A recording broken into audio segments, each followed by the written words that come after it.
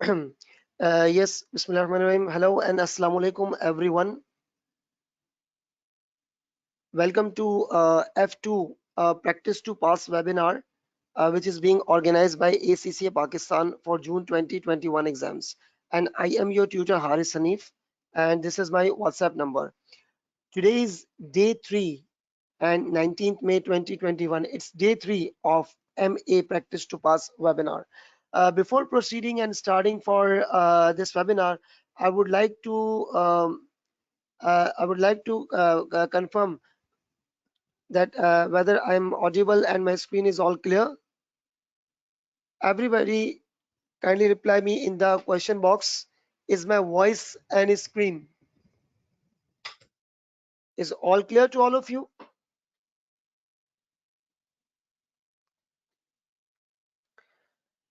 I'll appreciate that everyone participate in the question box.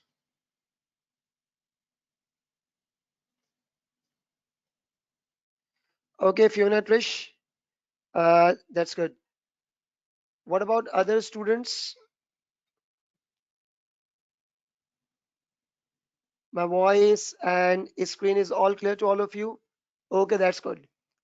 As I have said earlier that I always appreciate that students participate in the question box during the class, as the session would be more interactive. Okay, so before starting today's agenda, I would like to display you my day-wise plan, which I had discussed with you in the first session, and this was the day-wise plan.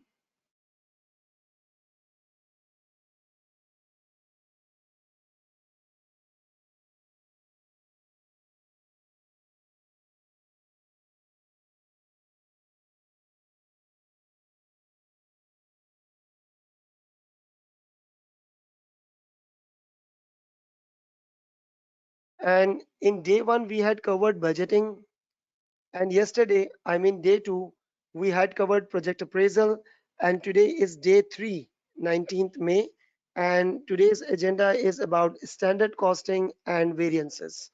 See, standard costing and variances, this is also the very important topic, because from this specific section, you can also expect many MCQs along with the MCQs as well as the case-based OTQ. As this is mentioned in the syllabus guide, that one MTQ, I mean the case-based OTQ, would be covering from this area as well. And yet this section will also help you to pass your exam. And this is my today's slide, 19th May, day 3.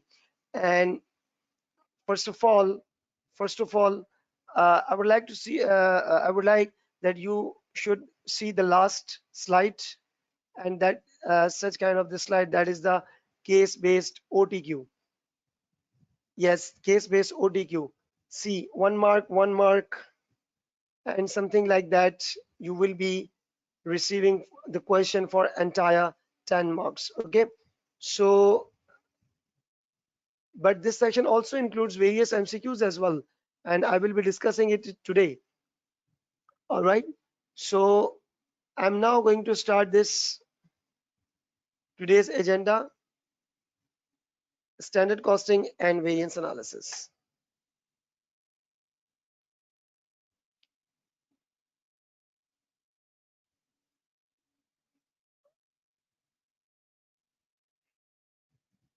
So first of all, what do you mean by the term standard costing? What do you exactly mean by the term standard costing? What standard costing is? What do you mean by the term standard costing? What is standard costing? See, before going to start the topic of standard costing, we should study standard cost. What is standard cost? It is something estimated cost for one unit. Remember, This is the estimated cost for one unit. This is not for the entire units. This is estimated cost for one unit.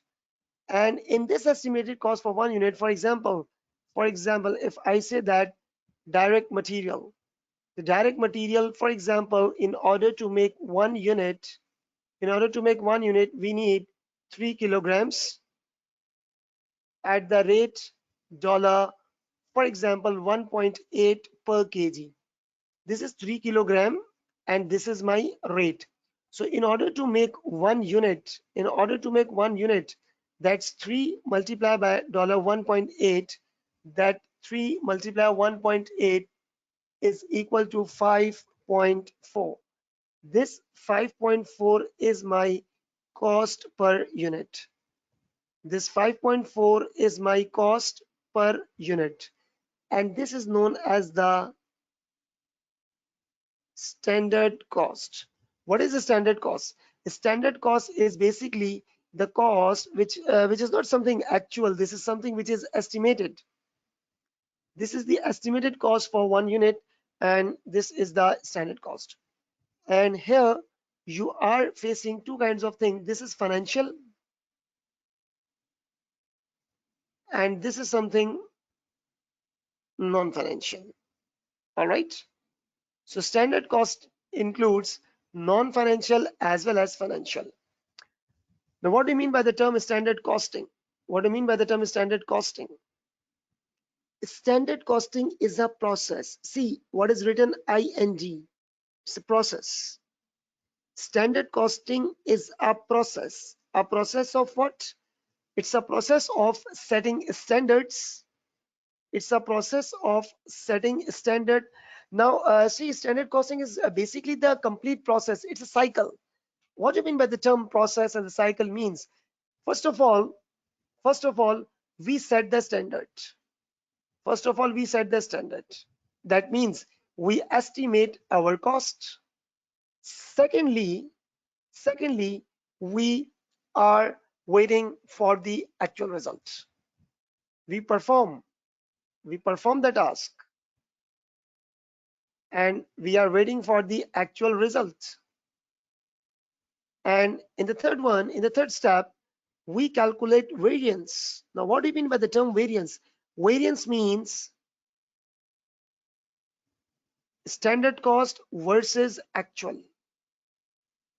Now, when you compare this standard and the actual, the resulting figure will be known as the variance, and variance is maybe either favorable or adverse. I will be covering the entire variances in today's agenda. And the next one, in the fourth step, if your variance is not favorable, you take reasonable actions. You take reasonable actions to improve the performance. Reasonable actions to improve the performance. Now, focus on this thing. Standard costing is basically the complete process. It's a process. So that means variance analysis is the part of the standard costing. Variance is the part of standard costing. I must write this statement that variance is a part of standard costing. Variance is the part of standard costing. Okay, and standard costing, it is a complete process. Standard costing, it is a complete process in which we set the standard, we perform the task, we calculate the variance, and we are in a position to take reasonable actions to improve our the performance. And so variances is the part of standard costing. Now, the broad terminology is the standard costing. Actually, the topic name is the standard costing. Variance is basically the part and parcel of standard costing. All right. So don't forget this standard costing. It is a process. It's a process which includes variance analysis as well. And what do you mean by the term variances? The variances means the standard cost versus actual results. Okay. So don't forget this terminology. Up till now, any of the student have any question? So please reply me in the question box so that I can assure myself to proceed for the next slide. Kindly reply me in the question box. Is there any question?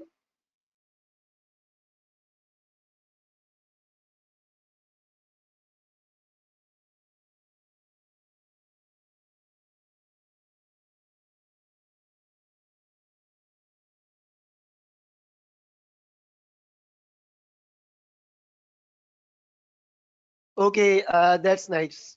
So I'm now going to proceed. I am now going to proceed this and see on the next slide. This is types of standard. There are four types of standard: ideal, attainable, current, and basic. Now, this standard is preferred. Attainable standard is preferred.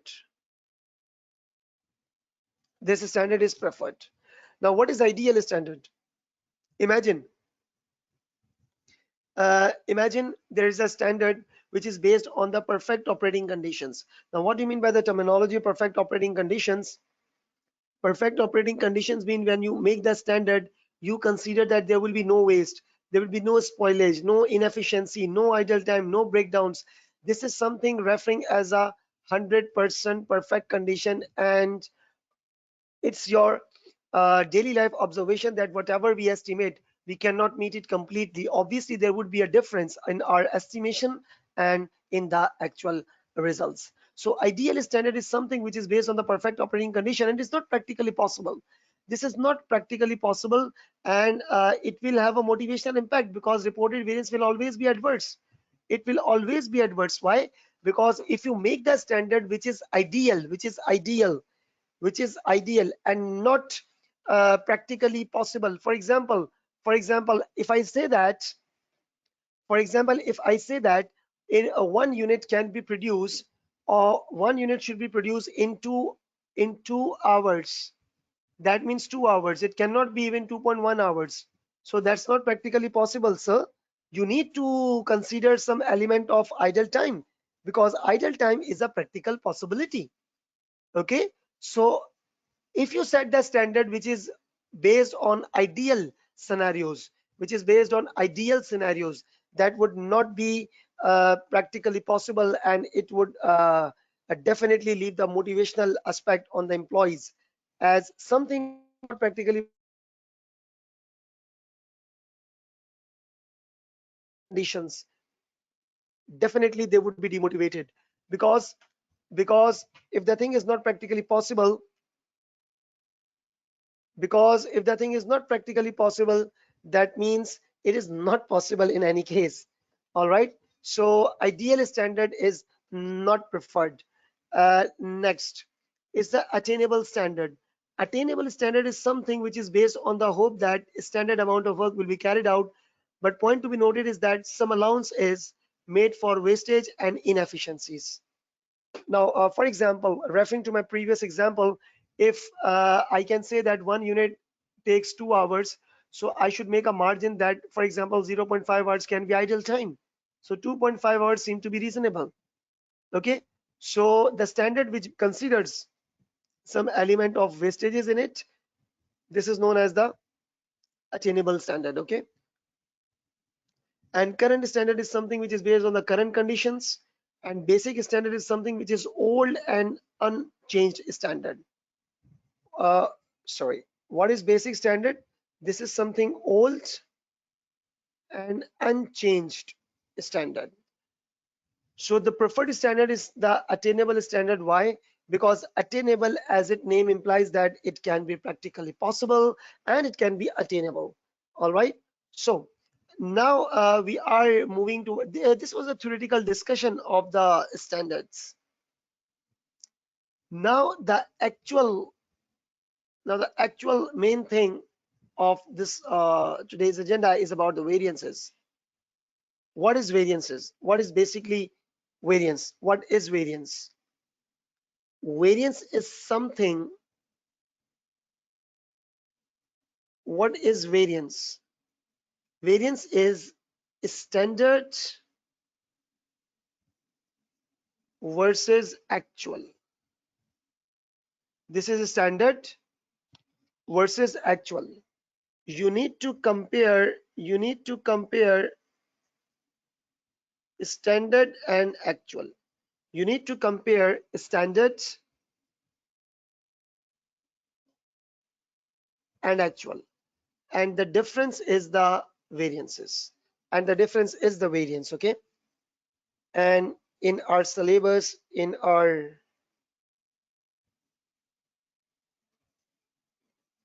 In our syllabus, there are 5 variances: material variance, labor variance, variable overheads, fixed overheads, and the sale variance. We have got 5 different variances.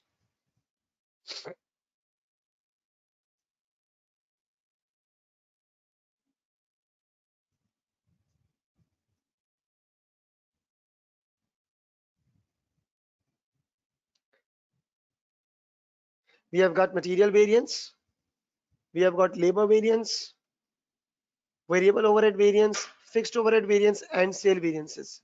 We have got 5 variances in our syllabus, and every variance will be split into sub portions.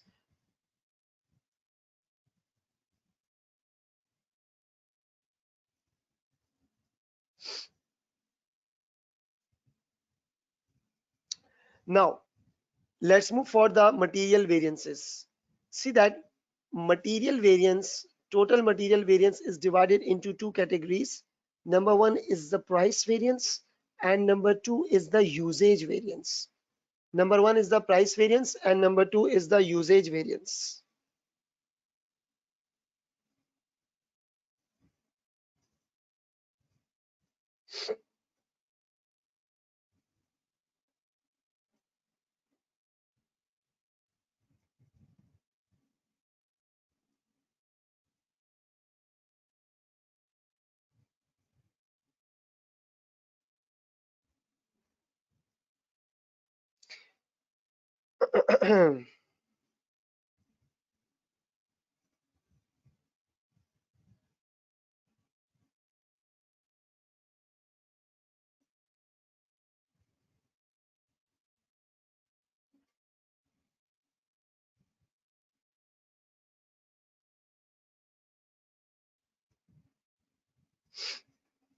Okay, let's start with the material variances.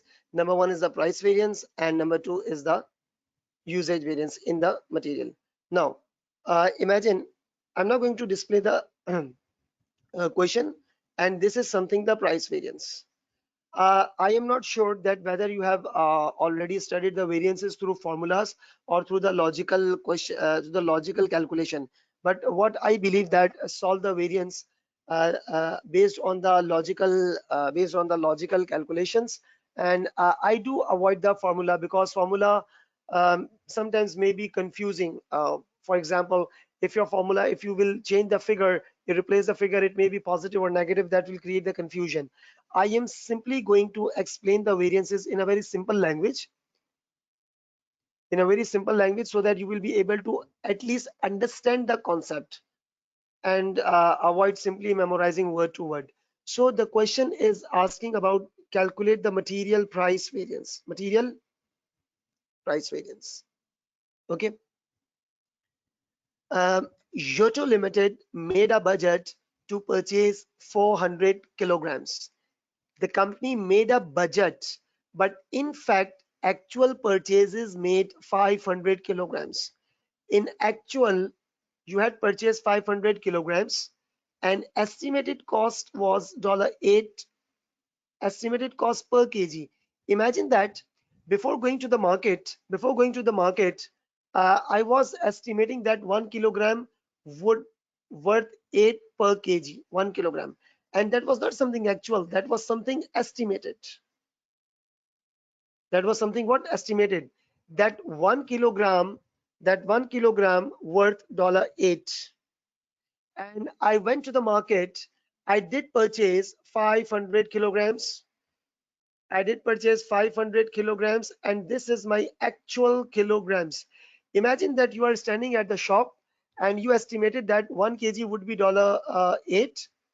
And I asked to the shopkeeper, give me 500 kilograms. Now, what my mind would be saying to me, my mind programming would be that the cost should be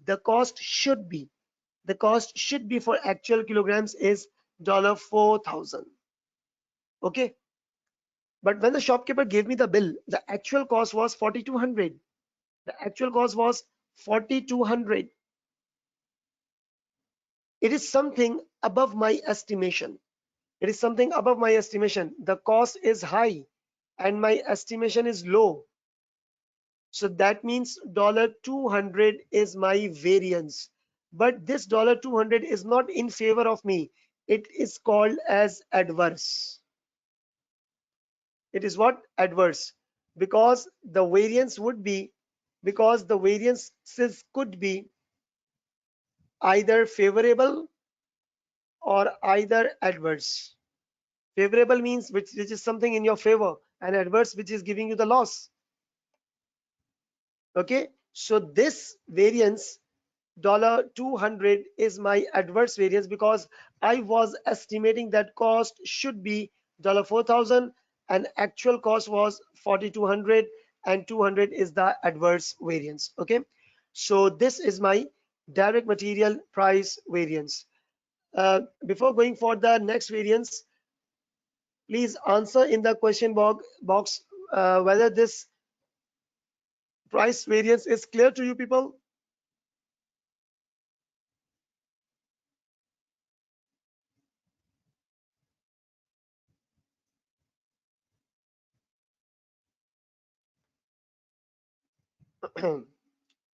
I'm waiting for your answers.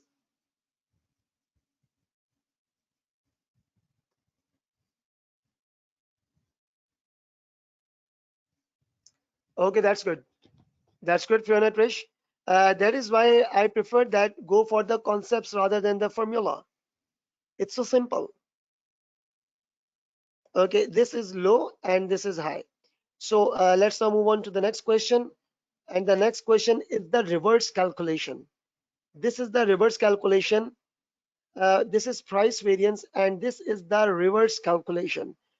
Now, how to calculate the variances in a reversal manner? See that first of all, there should be a format in your mind, not the formula. There should be a format in your mind, not the formula. Okay, not the formula, a format.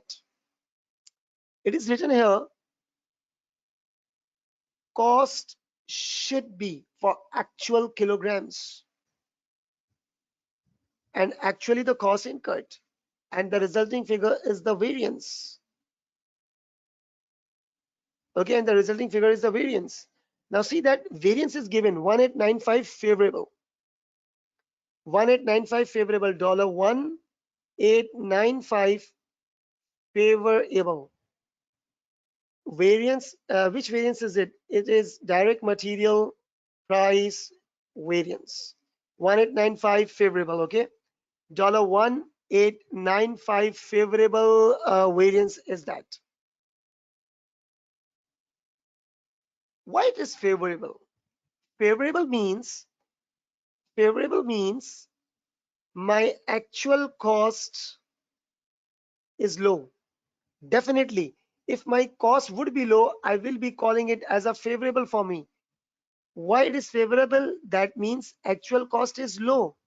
That means this figure would be low and this figure would be high.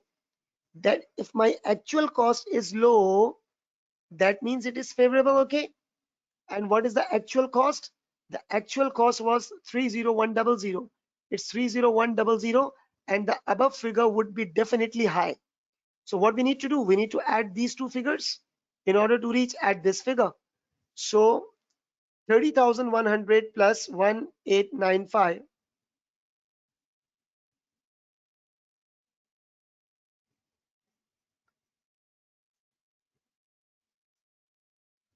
This is 31,995. Now see, it does make sense. I was estimating 31,000 and the cost is 30,000 and the resulting figure is the favorable. Okay. So just go for the concepts. Just go for the concepts. You people can easily solve the question, whether it is reverse or it is a simple question. So 31995, that is the cost that should be for actual kilograms, and actual quantity we need to calculate. And here that is $9 per kg. This is something estimated. And this is now my answer. This will be my answer. That is actual quantity. Now simply do one thing. Do one thing. This figure divided by this figure. That is 31995 divided by 9. So you will be receiving 3,555 kilogram, and that is option A is my answer. Option A is my answer. See, if you can calculate in an ascending order, you can also calculate in a descending order in a reversal calculation. But remember this thing, that why it is favorable, because the actual cost would be low and the estimated cost would be high, and definitely this does make sense. And here we can calculate the reverse variance. Okay, so that is option A. That's very good. Now I'm giving you just 20 seconds window in order to copy or capture the thing, whatever. And after 20 minutes, I will proceed.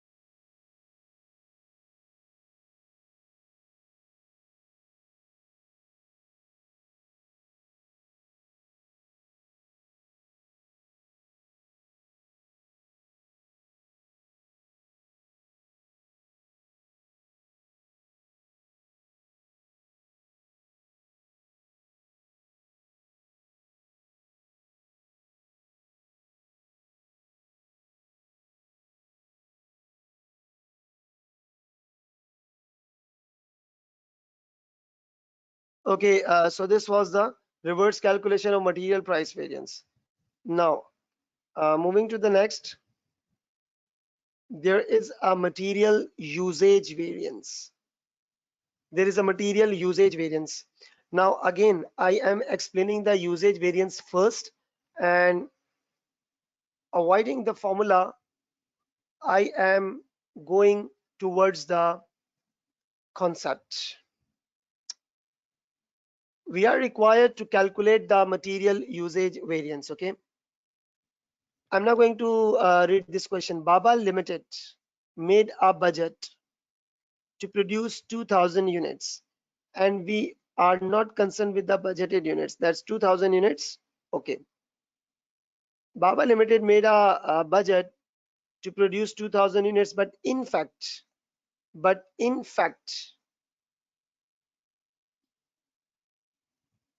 actual production was 1,800 units. Actual production was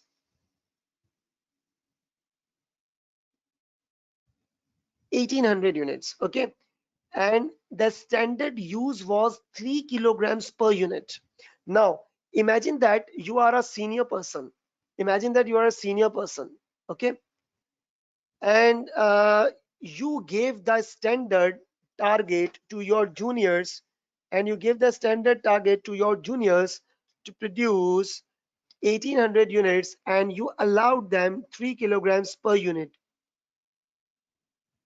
You called to your juniors that, and you raised a question that, junior, how many units did you produce? He answered you 1,800. You said, wow, 1,800 units.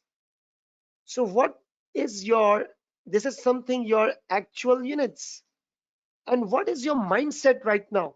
3 kilograms. Then you might be thinking that material should be used. That's 3 kilograms, and that's standard use. Now, while talking to the junior, you are calculating the figure in your mind that if I allow 1 unit in 3 kilograms, that 1,800 units would have been produced in 5,400 kilograms.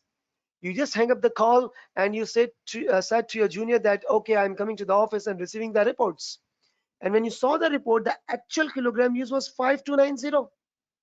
You again shocked, 5,290 kilograms. That means actual used was less. You estimated more, and you are happy now because 5,400 was your estimation. And you are surprised that 5,290 kilograms was less used. That means 110 kilograms were saved.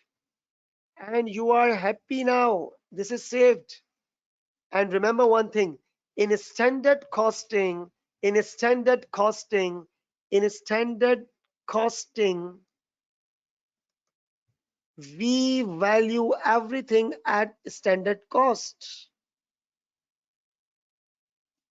We value everything at standard cost value. So that means the standard cost was $5. That means when you will be multiplying, you will be saying that direct material usage variance, because we are happy we saved 110 kilograms, and that means $550 favorable for me. Okay, this is favorable for me. So remember one thing, that material that should be used and material that actual used. Should be used and the actual used. Material should be used for the actual units. Remember this thing, this is something actual units. Okay, so this is the material usage variance. Copy this. I'm waiting 15 to 20 seconds.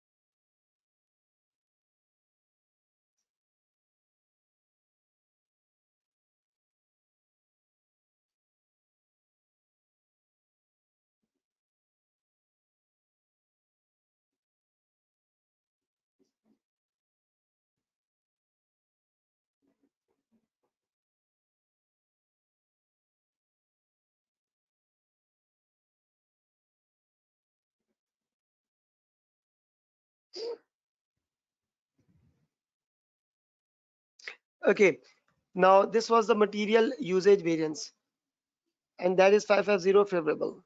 Now this is the reverse calculation of material usage variance. This is something, the reverse calculation of material usage variance, and that is $3,000 adverse.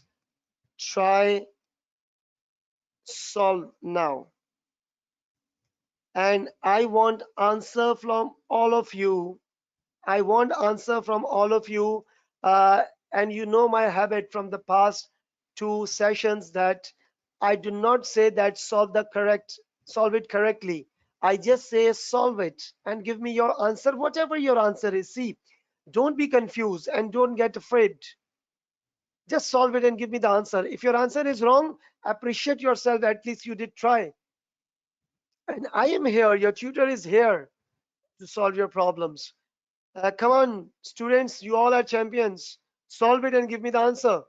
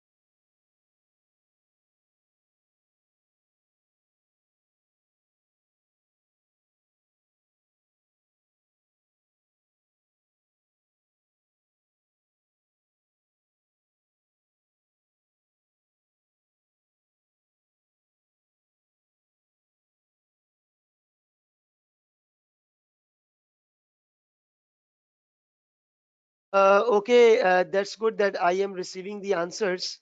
And now time up, and I am going to solve this question for you people. And you should focus and observe my calculations. Okay, this is the difference would be something. The difference would be something in kilograms, and it will be multiplied by $3 per kg, $3, and that the resulting variance will be. This is direct material usage. The variance is 3000 adverse. This is 3000 adverse. Okay. This is 3000 adverse. And why there is an adverse variance? Adverse variance means that actual used was more. Actual use was more because this figure now would be high. That's why there is an adverse variance because actual kilogram is high. And I received this 3000 figure by having a multiplied with $3. And if I need to calculate this figure, I need to divide it by $3. So simply 3000 divided by 3 resulted in 1000 kilograms. And that 1000 kilograms is not something saved. This is adverse. So that means it is wasted. Okay.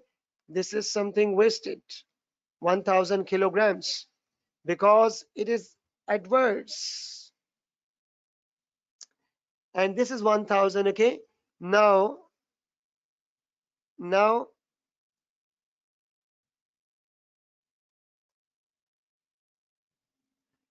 material that should be for actual units. And actual material use was 61,500. Actual material use was 61,500 kilograms. And that figure is high. That figure is high. So that means the above figure would have been definitely low. And take the difference. It would be 60,500. And now it does make sense that 60,500 was my estimated usage. In actual, I did use 61,000 and the resulting figure is 1000 kgs waste. Now, in order to make 1 unit, it requires 5 kilograms. 5 kilograms, that is standard use. And I don't know about the actual number of units. So what I need to do, I simply need to divide it. So 60,500 divided by 5. The resulting figure is 12,100 units. Congratulations, those who have given me the correct answer. That means you are able to understand the concept and you are able to solve the reverse calculation of the variances.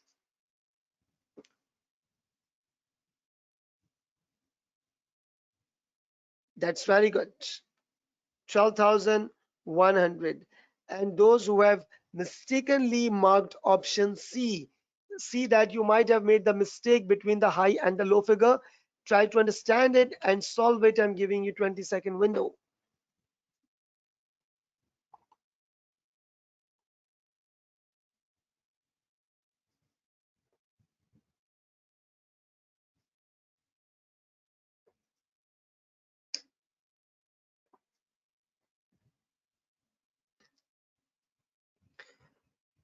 That's great. Now, we have successfully covered this material usage variance as well. Now, this is one of the challenging question. This is not something which is difficult. This is something which is a complex and a very good question to practice for. You are required to calculate actual material cost. See what has been given. You are required to calculate the actual material cost. Actual material cost. Actual material cost. Now, actual material cost is calculated from, it is calculated from direct material price variance. Definitely, because this is a cost and we need for the price variance. All right. But we do not have the price variance in this question. It is saying that material total variance is 6350. It's a total variance, total. And material usage variance is 7600. See that total variance, it is the total variance is the total DM, means direct material variance, is price variance plus usage variance. Okay, because the total is being split into two things, price and the usage. We have got total price variance, and remember one thing, um, if the variance is favorable, show it with a positive sign. If it is adverse, show it with the negative sign. So what is the total variance? 6350 favorable, yes. 6350 favorable. And what is the usage variance? That is 7600 adverse, sorry, favorable. 7600 favorable, and that is the price variance. So how I will be calculating the price variance? It is plus over here, go and subtract from there.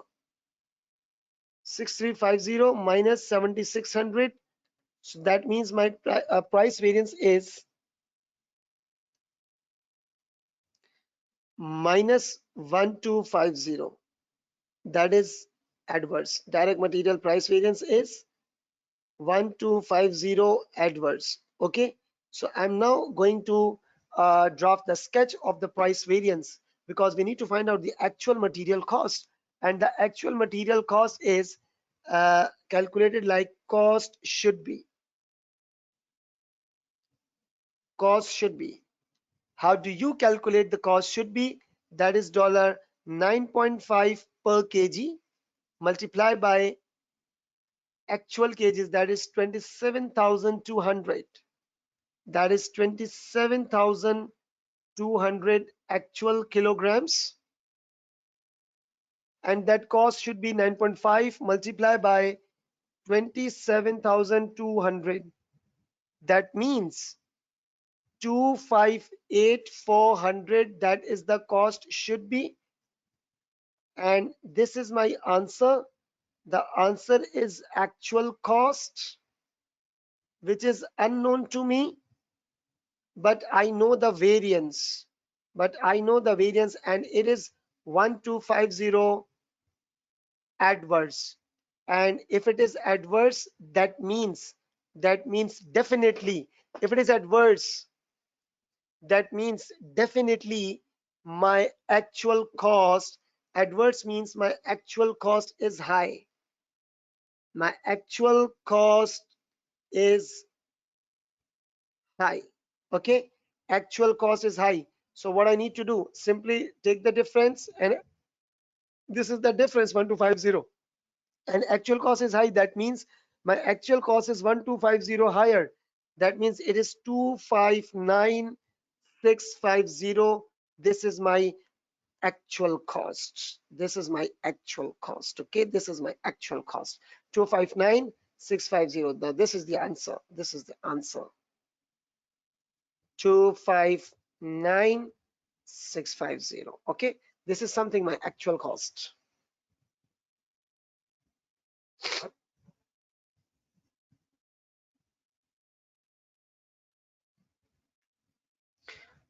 So I hope you do understand this question, and this is the pure exam standard question.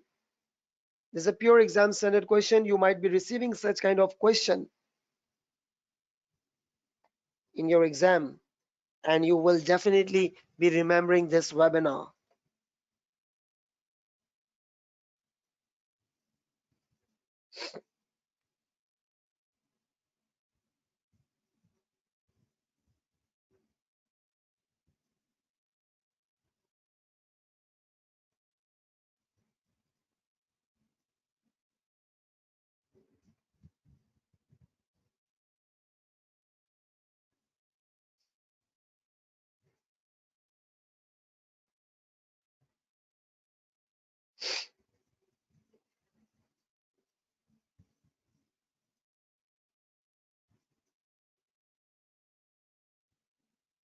Okay, hurry up, do copy this.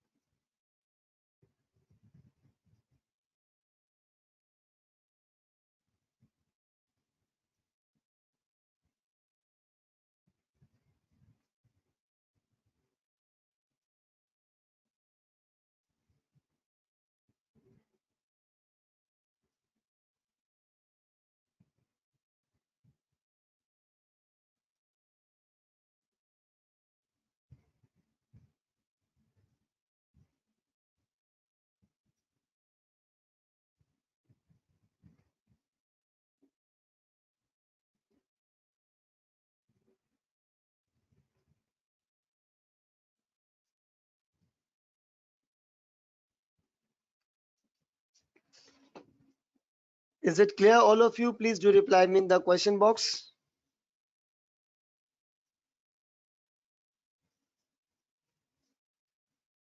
I'm asking to all of you, give me a response, all of you.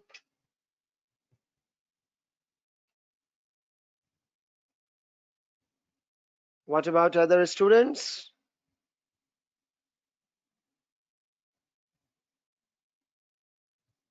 Yeah, this is exam standard MCQ.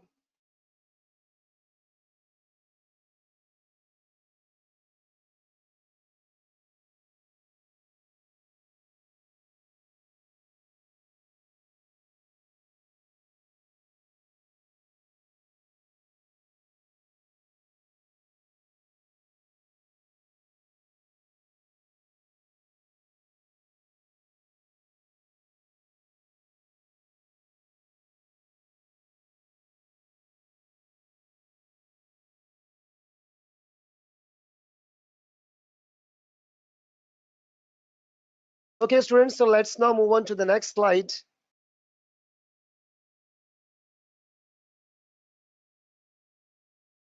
And the next slide is about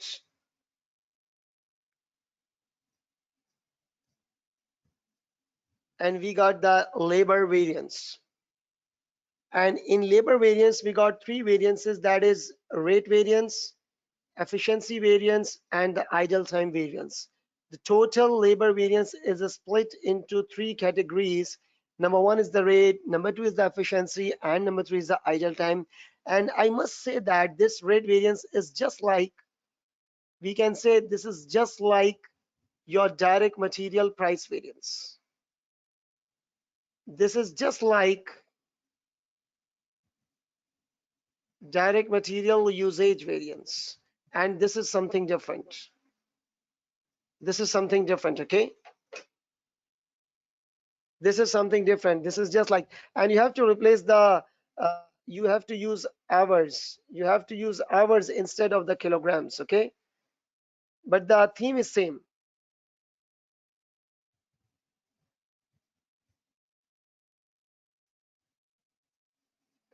So let's now come on to the question and the rate variance.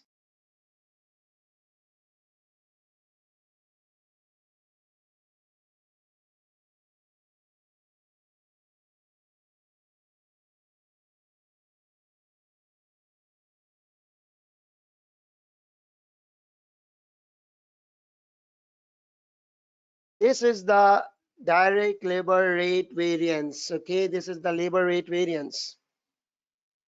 And the same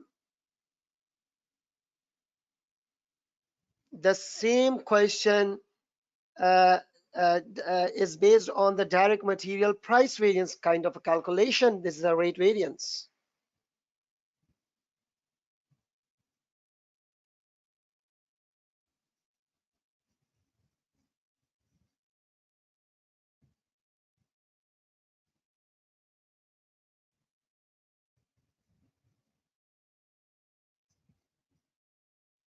Read the question, hurry up, read the question.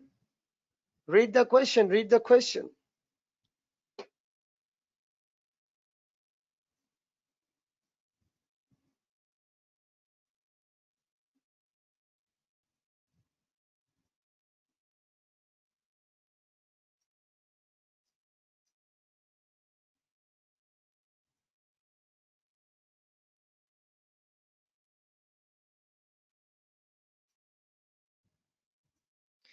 Okay, the question is saying that calculate the labor rate variance. And how to calculate the labor rate variance? Sim Limited had recorded that actual hours paid for 500. That you had paid for 500 hours to your workers, and that standard rate was $8 per hour. So definitely you would be estimating that 8 per hour. That means it is the estimated cost. And you have actually paid for 500.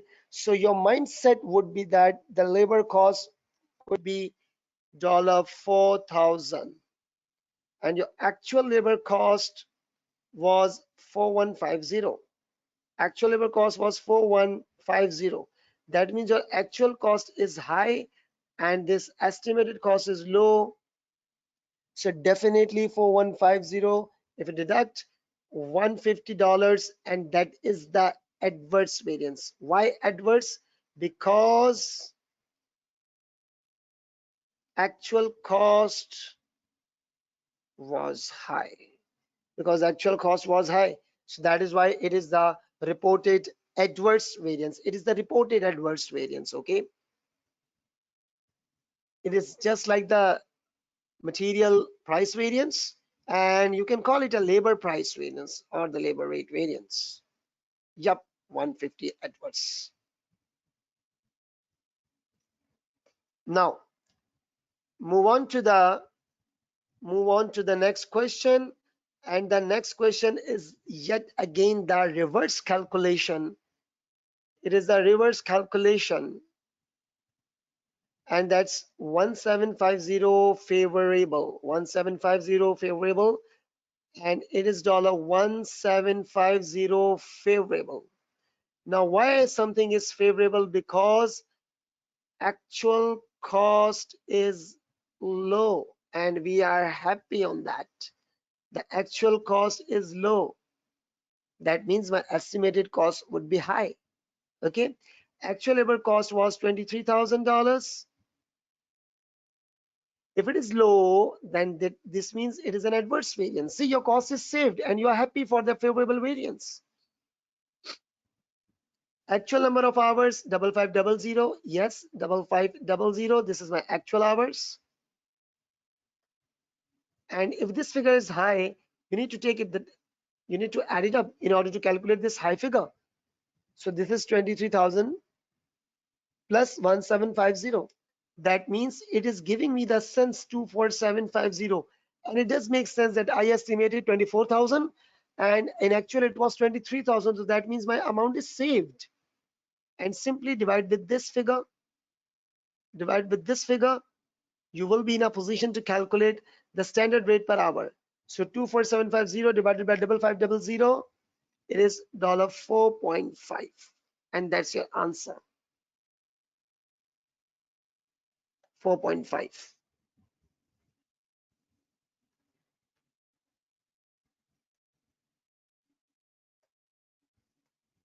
4.5 per hour.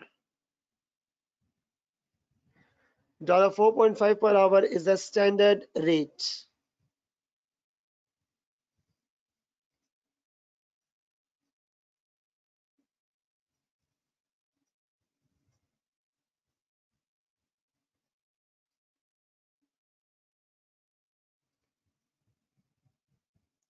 Now let's move on to the next question. It is labor efficiency variance. I should call it efficiency. Labor means that it's a use of labor hours. It's basically the use of labor hours. Okay.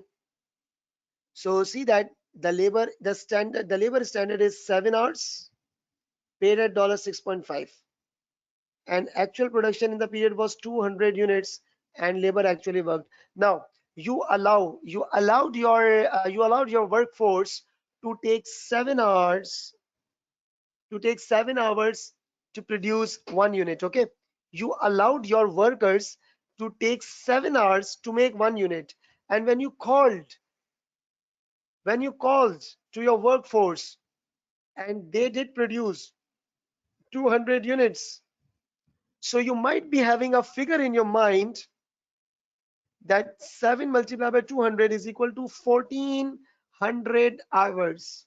This is the labor hours that should be for actual units. This is something, it is in your mind. This is your estimated. And when you looked at the reported figure, you again shocked. It is 1600. Oh my God. That means 200 hours more. That means it's waste of hours. And obviously, if it is estimated figure is low, this is high, that means this is wastage of hours. The laborers took 200 hours more. And obviously, you have to pay them, and you are measuring everything based on your standard cost, So that means it will be giving me efficiency variance. Efficiency variance 200 multiplied by 6.5, that is dollar 1300 adverse. 1300 adverse. Okay, this is efficiency variance and it's 1300 adverse.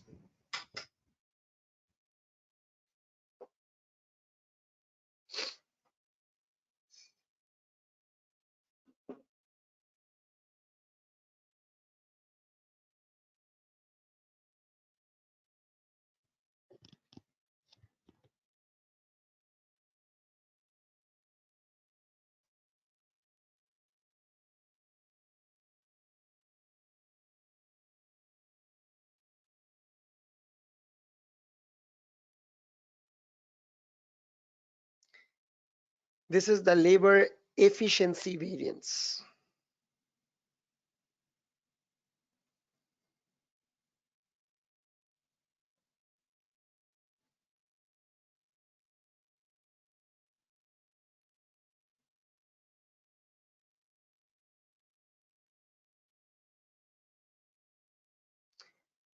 Now, we are moving for the next question, and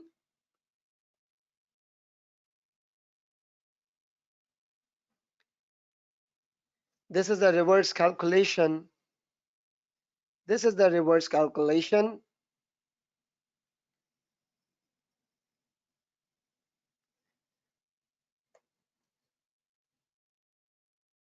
Is a reverse calculation, and see that calculate the standard time per unit, and standard time per unit is calculated through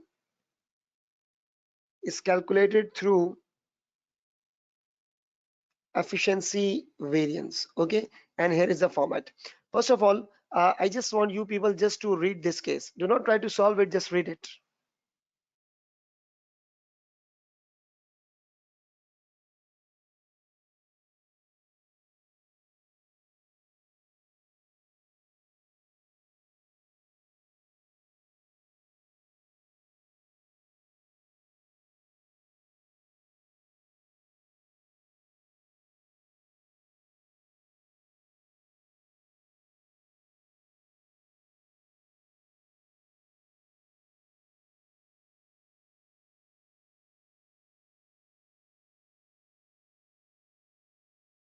Okay, now probably you have read this question and see that we need the efficiency variance, but we do not have. But we have the total variance. No need to worry about it. We have total variance, and we have got rate variance as well. That is 700 favorable.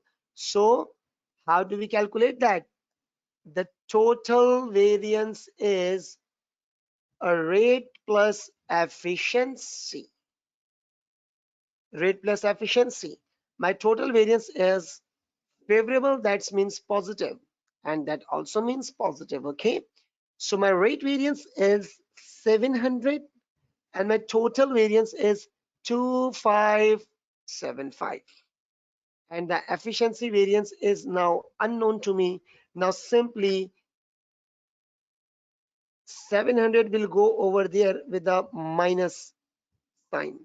2575 minus 700, that means is equal to 2575 minus 700, that is dollar 1875 positive, that means favorable, and that is my efficiency variance. Okay, 1875 is my efficiency variance, and see that this is a standard rate of pay per hour dollars, that means $3. This is dollar. Okay, so I would have multiplied by $3 and I would have got 1875 favorable. Favorable means that actual hours are low, and I did have multiplied by $3 and I need to simply divide it to go over there, and that means these hours are saved. These hours are saved because of the favorable theme. Okay, and if it is saved, we are happy. We are happy with the favorable results. and the actual hours are 11200. So first of all, 1875 divided by 3, it is 625 actual hours, 11200 actual hours, 11200, and that means actual hours are low. And I did estimate it high. So 625 and 11200, 11825 hours. Okay, we need to calculate standard time. We need to calculate the standard time, multiply by units, actual number of units 2150.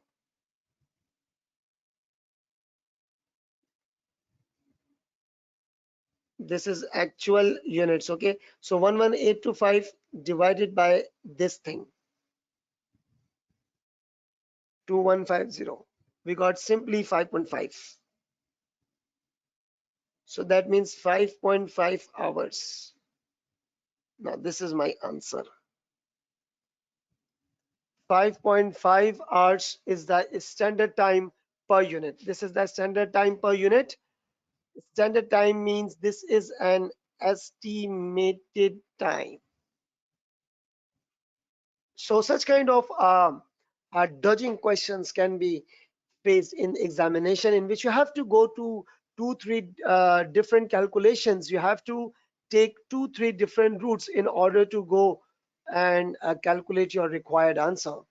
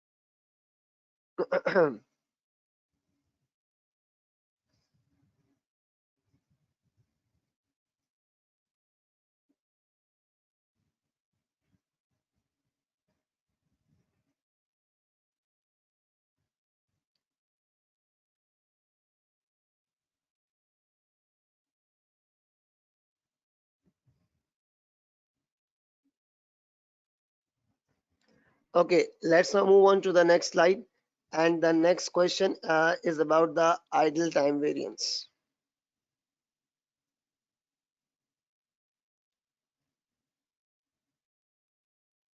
It's about the idle time variance. But before calculating this idle time variance, I need to explain what is idle time actually is. See that what is actually mean by the term idle time. Idle time is something in which labor is doing nothing but is still being paid. Imagine that the workforce is here in the factory, the workers are here in the factory, and they are doing the work, and suddenly the machine there was a bottleneck, or you can say that there was a disturbance in a machinery, and the machine got hanged for let's say 1.5 hours. But the workforce is here, they are spending their time and they're doing nothing because it's not their fault. Idle time is not always the fault of the labor. Idle time is not the fault of the labor. It quite may be possible that materials are short. It quite may be possible that there is electricity breakdown, there is a technical breakdown, the machine breakdown, and the production is not possible. So the workers are here in idle time mode. What is idle time? Idle time means employee doing nothing. Employee doing nothing. Employees doing nothing. Doing nothing, but still being paid. but still being paid, because it's not always the fault of employees. The fault of employees. Okay, you can note down the examples of the idle time. That is due to electricity breakdown, that is machine breakdown,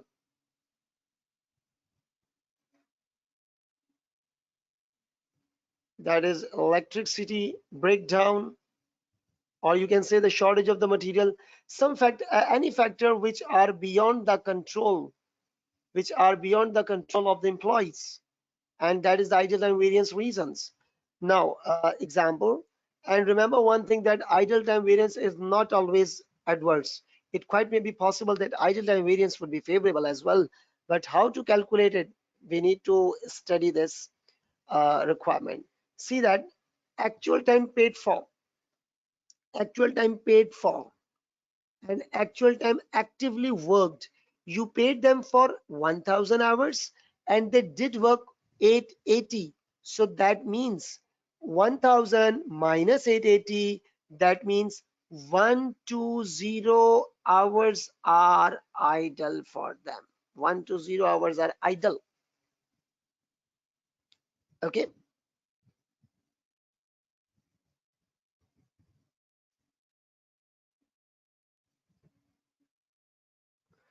Now, we need to read the question. The company had estimated the standard rate to be paid to the workers 15 per unit. See, this is 15 per unit, and it needs, to make 1 unit, it needs 3 hours. To make 1 unit, it needs 3 hours. That is what would be the rate of the labor. That is the rate per hour. That means rate 15, and there are 3 hours to make 1 unit. So that means $5 per hour. This is my standard rate. Okay, this is my standard rate per hour, because usually the rate of the labors are being measured in the form of the hours in which they are paying for. And one thing is very interesting here, the company had already estimated 15 hours idle. See, this is a very interesting statement, that company had already estimated 15 hours as idle time. So that means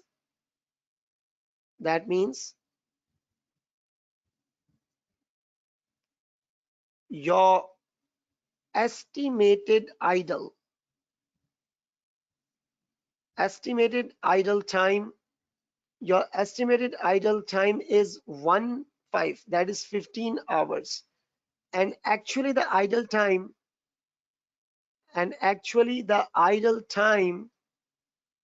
is 120 hours.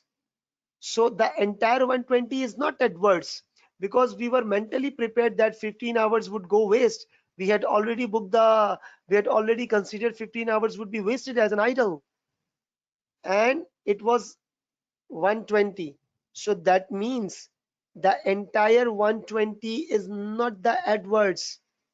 105 hours would be adverse. This is my excess idle time. Excess idle time. Okay. If my actual idle time would be less than 15 hours, the difference would be favorable. So this is 105. And how to calculate the idle time variance?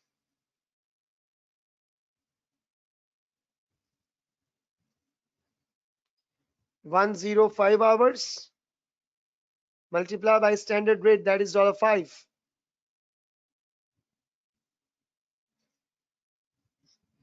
105 multiplied by $5, and that is $5.25 adverse. This is 125, because 105 is the excess idle time.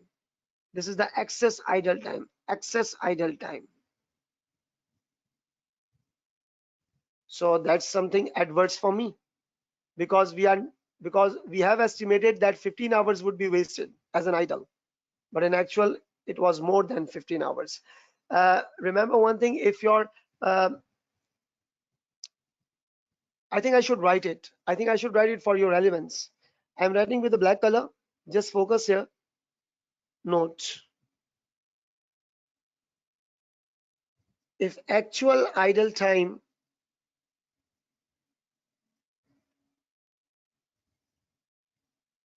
would be less than 15 hours,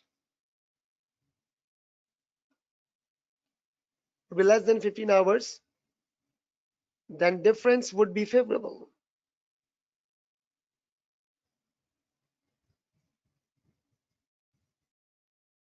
Then the difference would be favorable.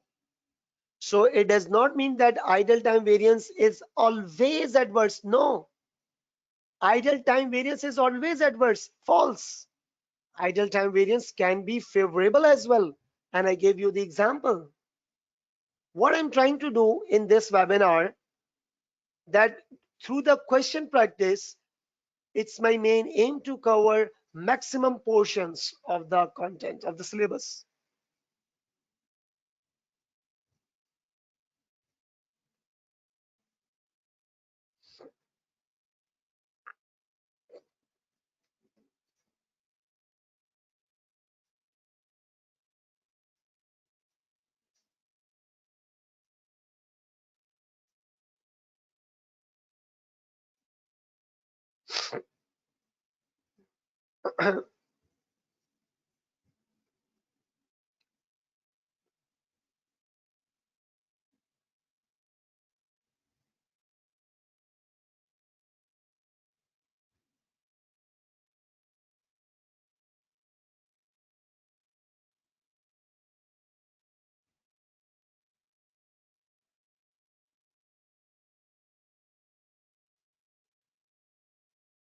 Hanif, do you copy this?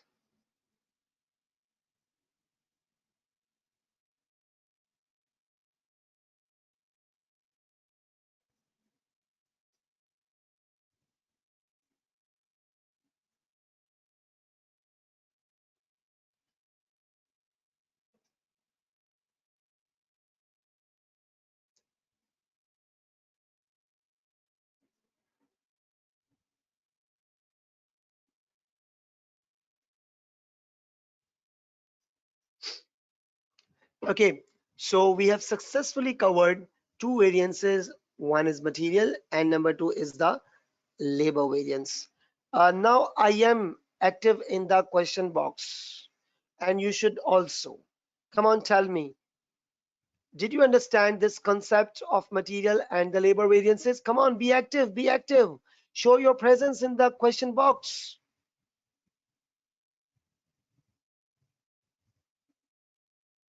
Everyone, excuse me.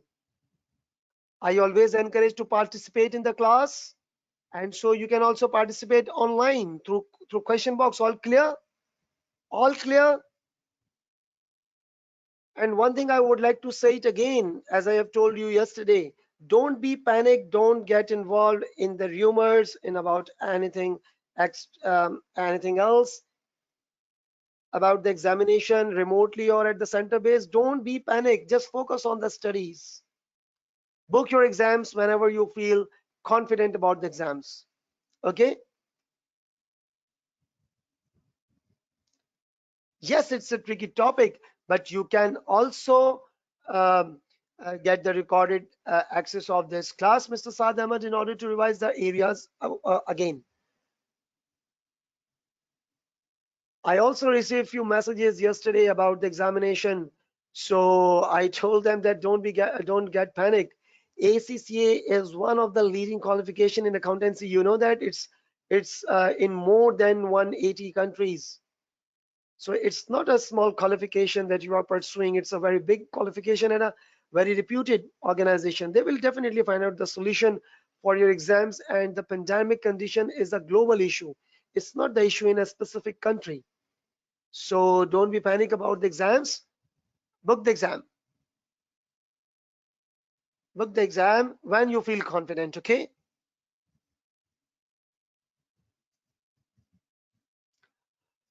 You can WhatsApp me here. You can WhatsApp me. I will send you the WhatsApp group link, or the group link would be shared in this question box again. Fiona Trish, can I get standard costing in the section B? Yes, Fiona Trish, you might be receiving the question in section B kind of questions.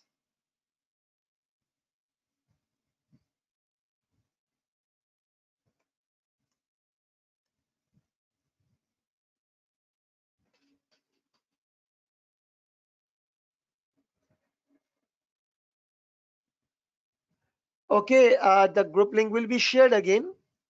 The group link will be shared again. Don't you worry about it. Razia Mukhtar, Kashmala Khan, the group link had been shared. People can join. If you are not able to join, simply WhatsApp me in this number. See at the bottom of the page. This is my WhatsApp number.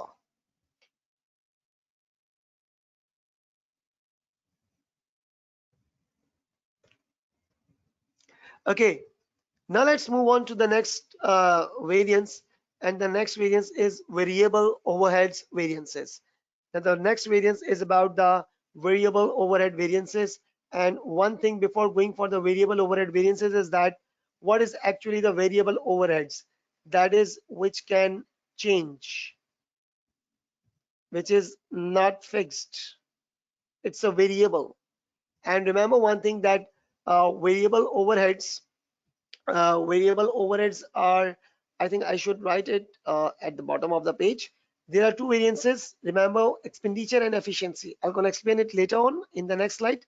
But see here, if you remember from your studies that you calculate variable overhead absorption rate.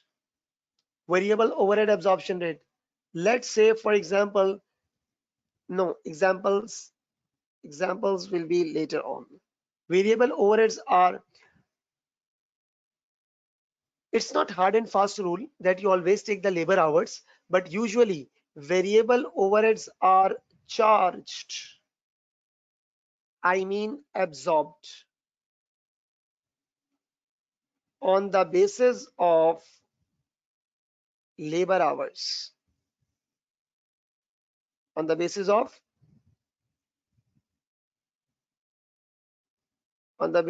labor hours. Okay, but this is not always the case. It quite may be possible that organizations are charging the overheads based on the machine hours, but usually we take labor overheads based on the labor hours. And it does make sense. For example, if I am at my office, for example, if I am working for 3 hours, the electricity will be used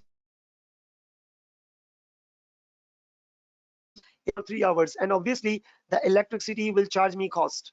If I will be working for 6 hours in an office, the electricity expense will be doubled. If I will be working for 10 days, the electricity expense would be more than 3 times the variable portion of the electricity, and so associated variable overheads, which is based on my labor hours. So it does make sense that variable overheads are being absorbed on the labor hours, but remember that labor hours, that should be active hours of the labor, because variable overheads are being absorbed on the basis of the active labor hours, not on the total hours. It's on the active labor hours. So let's now move on to the next slide in order to calculate this. This is something variable overhead expenditure variance.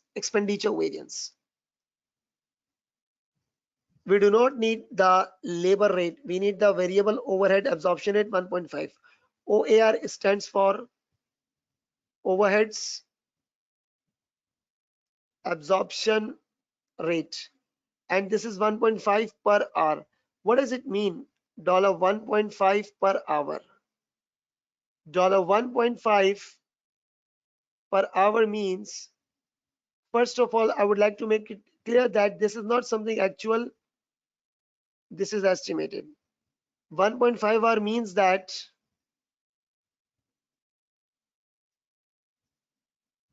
when labor will work 1 hour, estimated variable overheads $1.5. Okay, when the labor will work 1 hour, estimated variable overheads is $1.5. This is the interpretation, this is the meaning of this 1.5 per hour. And the company had recorded the following hours. This is the paid time. We do not need this. This is the active time, we need this 5800. So if, because overheads are being absorbed on the active labor hours, if there is $1.5 per hour, that is variable overhead absorption rate, and how many hours are actual, that is 5800. This is active time.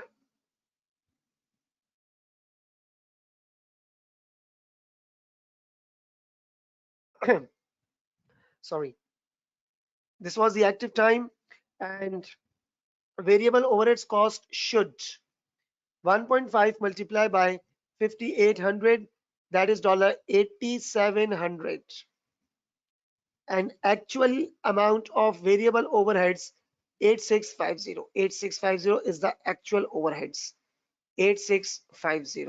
Okay, so 8700 minus 8650, that means I was estimating that variable overheads cost should 8700 and actual overheads is 8650.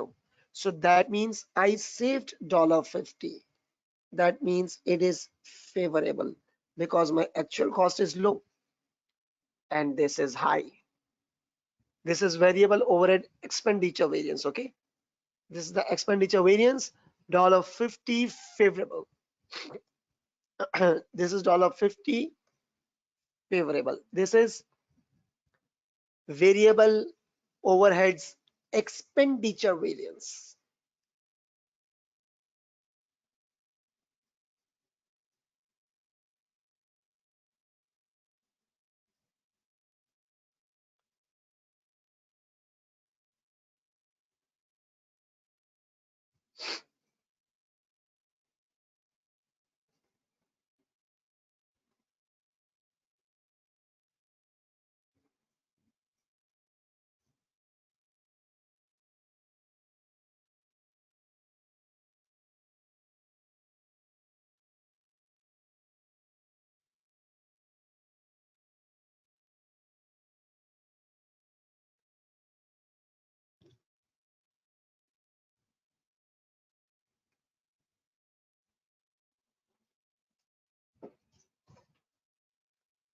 I'm waiting 15 seconds more for you people to copy. If you people want to copy, go for it.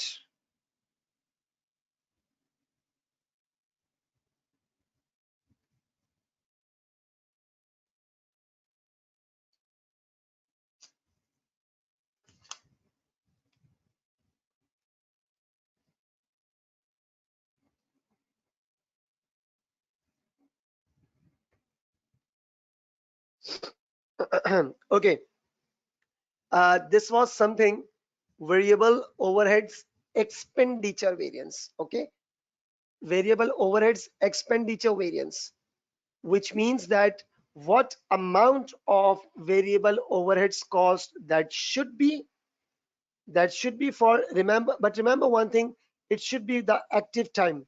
It should be the active time after deducting the idle time. And I have taught you the concept of the idle time 1-2 slides back. Now, this was the variable overhead expenditure variance, that what the cost should be and what actually cost is. Now, we are moving towards the next slide. And I think I should refer the question box, whether any question.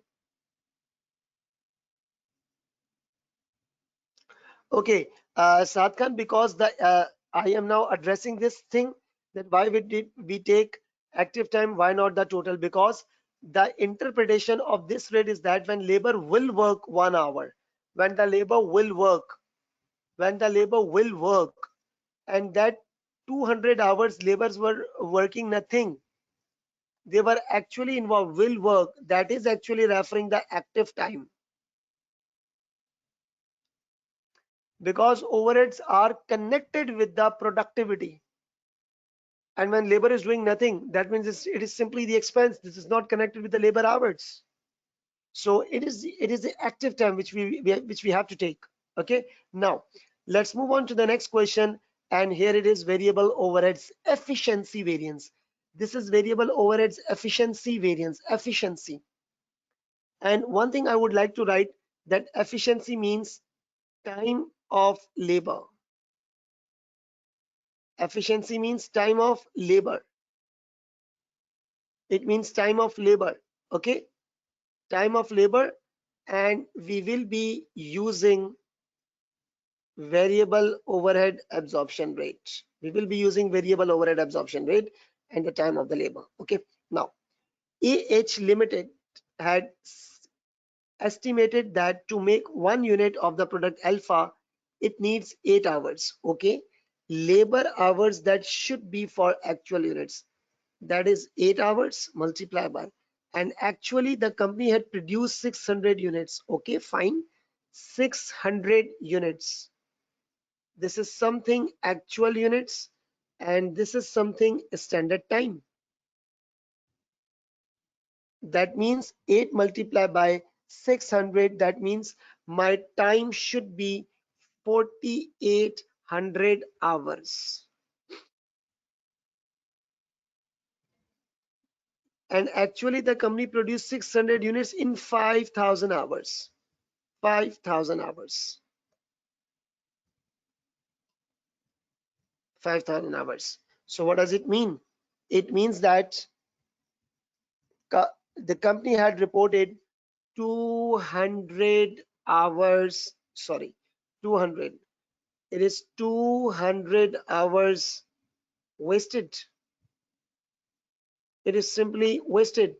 Why? Because I estimated low and my cost, my actual time is high, and I have to multiply with the variable overhead absorption rate $XYZ per hour. And where is XYZ? Oh, this is not mentioned. This is not mentioned, but we have got overheads and the activity data. And whenever you see, remember, whenever you see more than one activity levels, whenever you see more than one activity levels, that means what?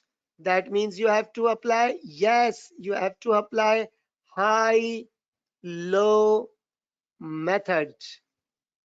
See my trick. I do cover the high-low method as well along with this variance calculation, and that was the trick to cover the maximum portion of the syllabus, of the core areas at least. That's the main objective. Okay, so you people know the high-low method technique. High-low method technique, we identify lowest and highest activity, and this is overheads. Overheads are split into fixed and the variable. Now, what is the high-low method? That means we need to calculate variable cost per unit. So simply take the difference of the variable cost of the cost and the units. Variable cost per unit will be the resulting answer, and that is a very basic calculation of high-low method. What I'm doing, it's 12,000 minus 9,000 divided by activity. 4,200 minus 3,000. And this is hours. So this is not the variable cost per unit. This is variable cost per hour. Okay. So here we go for the rate. And this is variable overhead absorption rate. Now how to calculate? 12,000 minus 9,000 divided by 4,200 minus 3,000. It's $2.5 per hour. And now this is my variable overhead absorption rate and 2.5. And this is the labor efficiency basically. And the rate will be multiplied by variable overheads. So 200 multiplied by 2.5, that means $500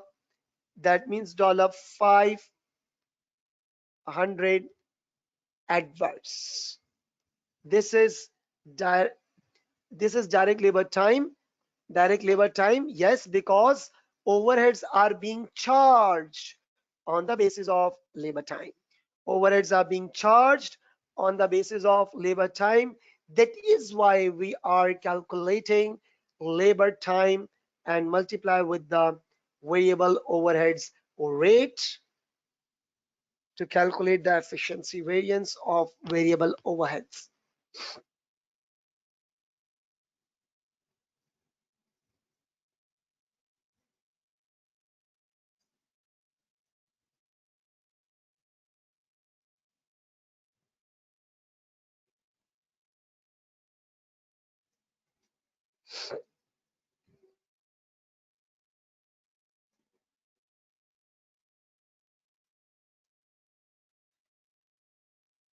Yes, I am waiting 15 to 20 seconds for you people to copy this.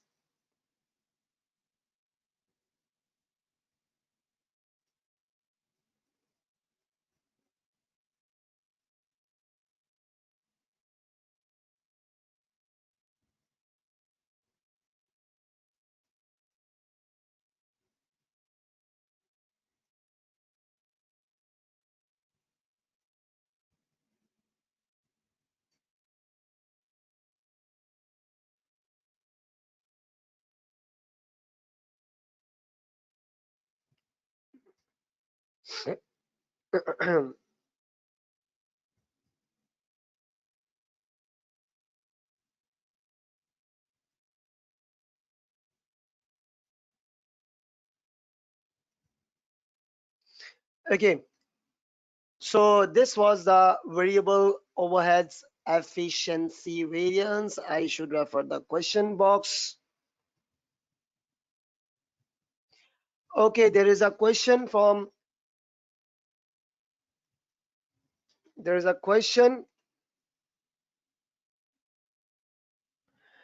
how to know that we have to multiply variances again with hours or rate to get the final answer.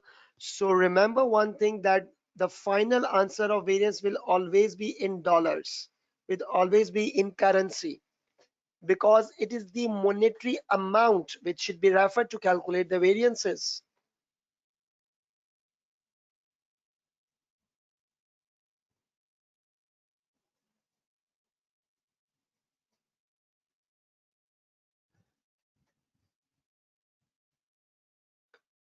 And this is the variable overhead, so obviously we need variable overhead rate. The variance is always in the monetary answer, in amount, in the currency, in dollars. Is your question addressed?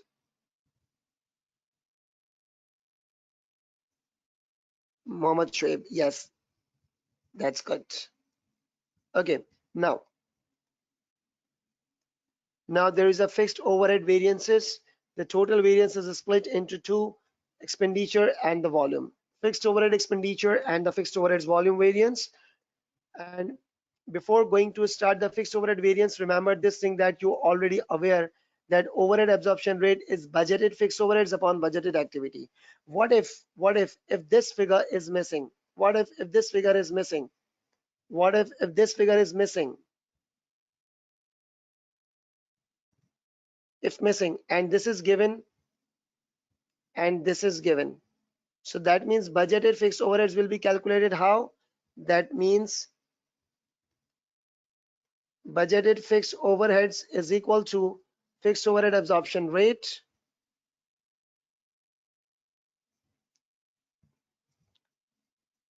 That means fixed overhead absorption rate multiplied by budgeted activity. See, this is the budgeted, and you have to multiply with the budgeted activity.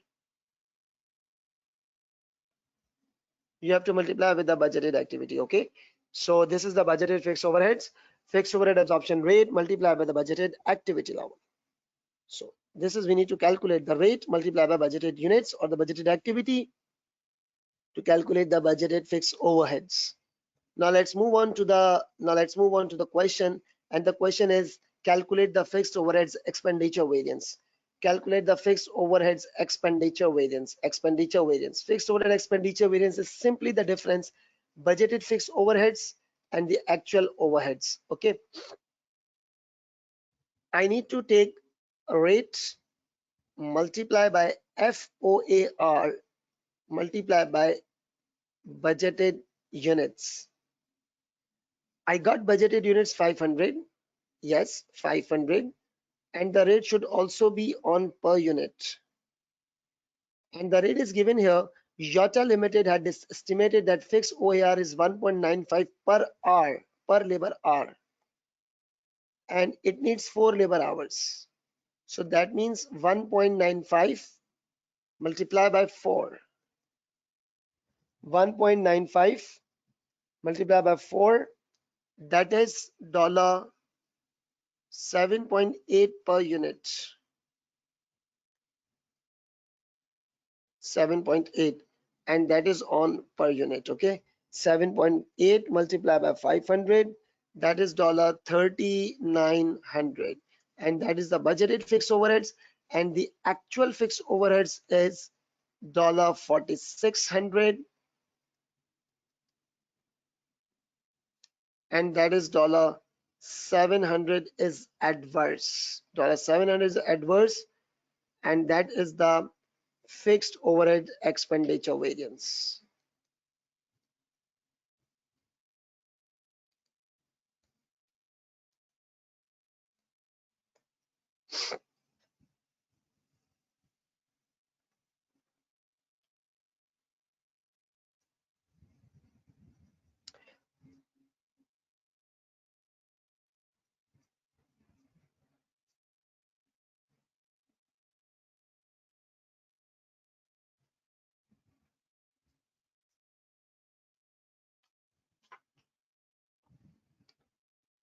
Okay, so this is the fixed overhead expenditure variance.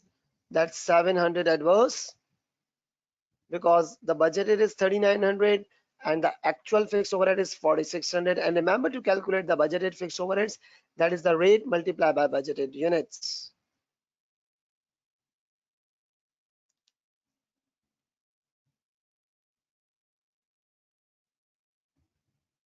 Okay, now there is a next question, and that is the fixed overhead, the volume variance.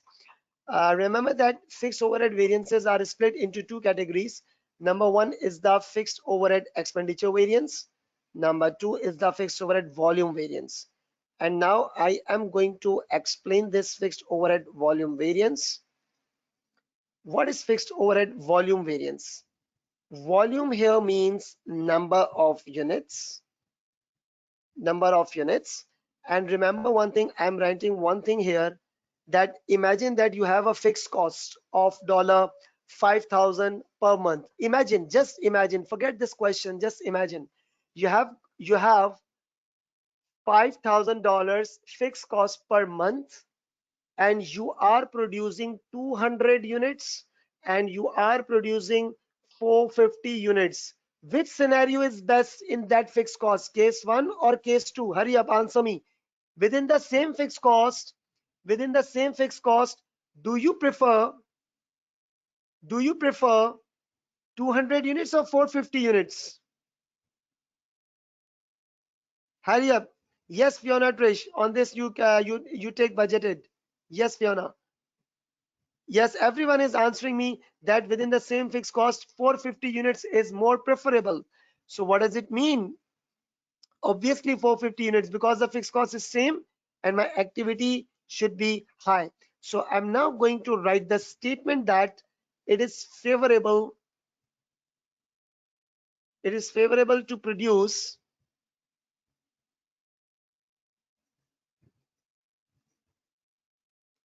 more units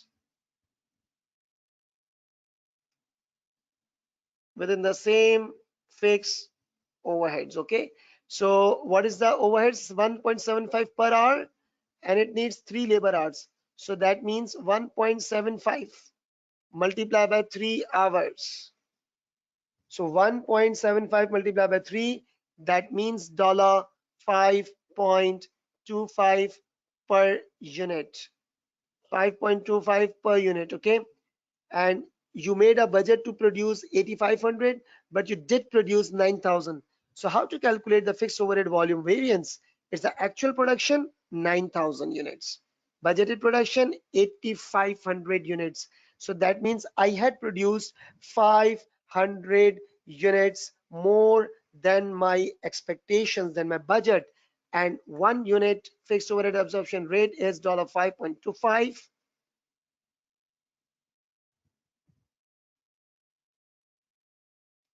5.25 per unit. And here we go for the answer. Multiply by 5.25 per unit. That is $2625 favorable, because we had produced more units within the same fixed overheads.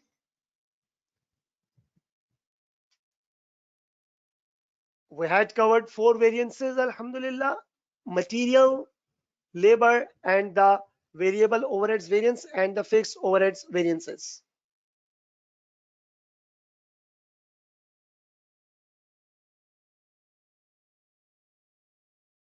Okay, students, I hope that you had written this thing.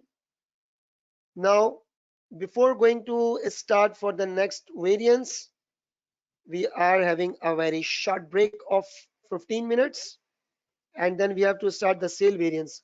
Now, here is a short break of 15 minutes. According to me, it's almost 12:45, and be there at 1 or 1:05.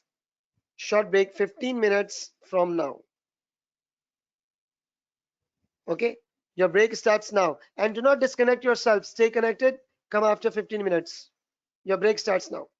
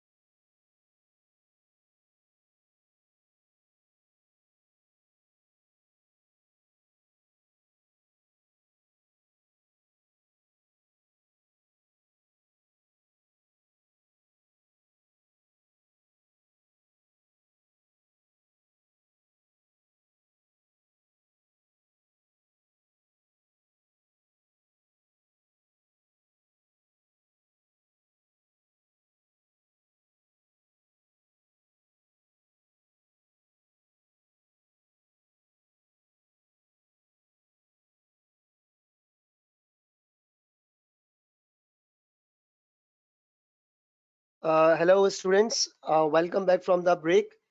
And we are now back from the break. And I would like to confirm my voice and screen is all clear to all of you. Um,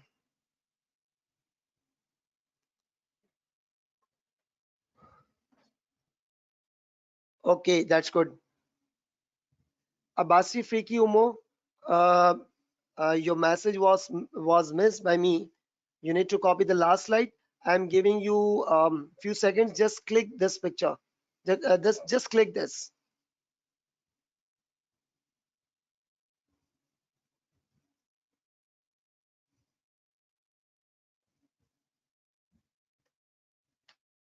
Take the picture.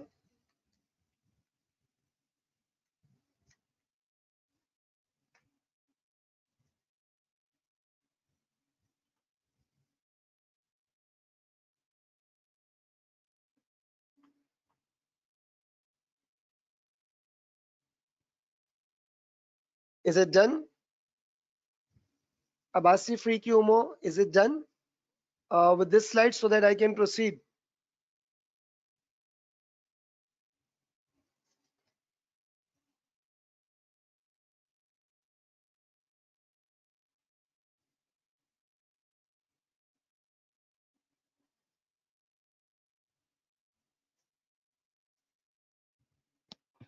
Uh, okay,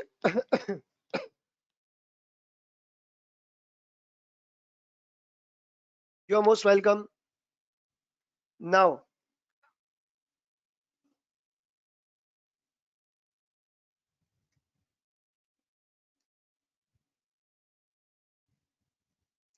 okay, now students, now I am going to um,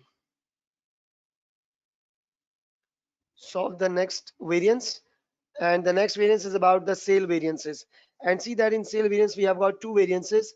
Number one is sales price variance, and number two is the sale volume variance. Okay, sale price means that is dollars selling price.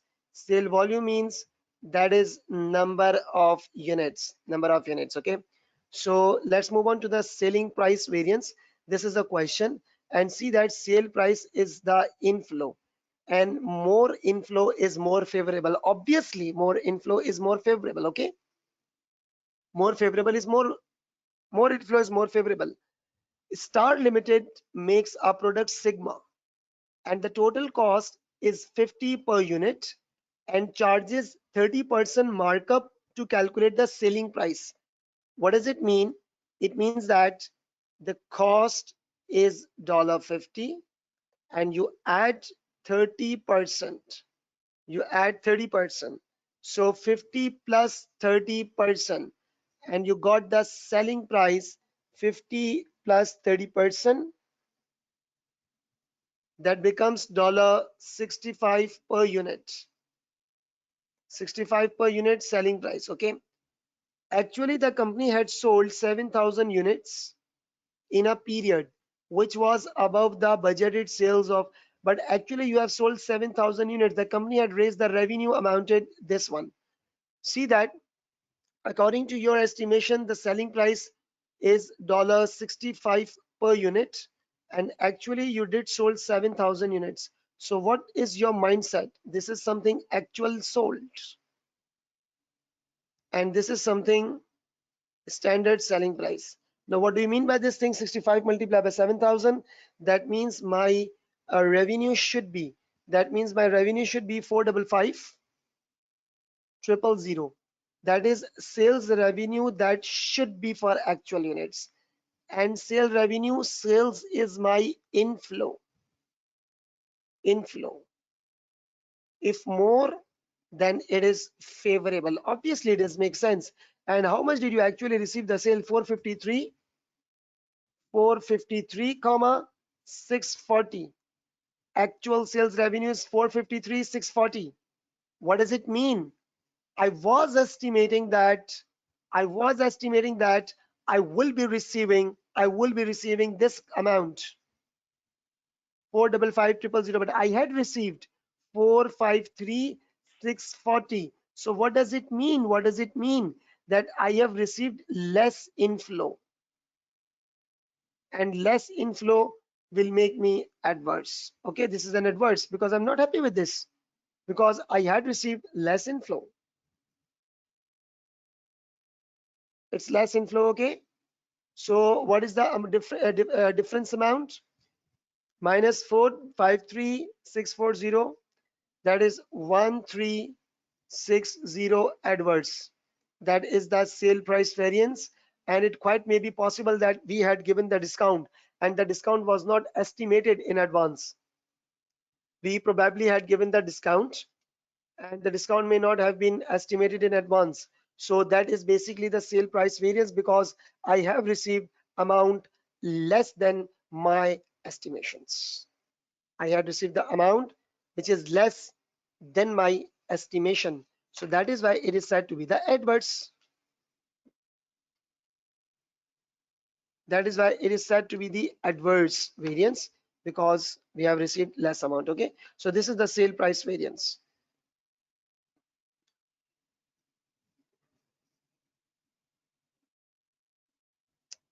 Okay, now I am moving towards the next question, and the next question is about the sale volume variance. See that if your company is using absorption costing, we will be taking profit. If your company is using marginal costing, then we will be taking contribution. Okay, if company is using the absorption costing,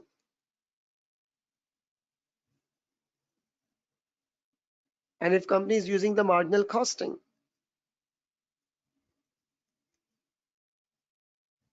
Now I'm going to read the question. Moon Limited had made the budgeted to sell 12,000 units, and we need to calculate the volume variance, and volume variance is basically number of units. I prefer that you people should read this question first.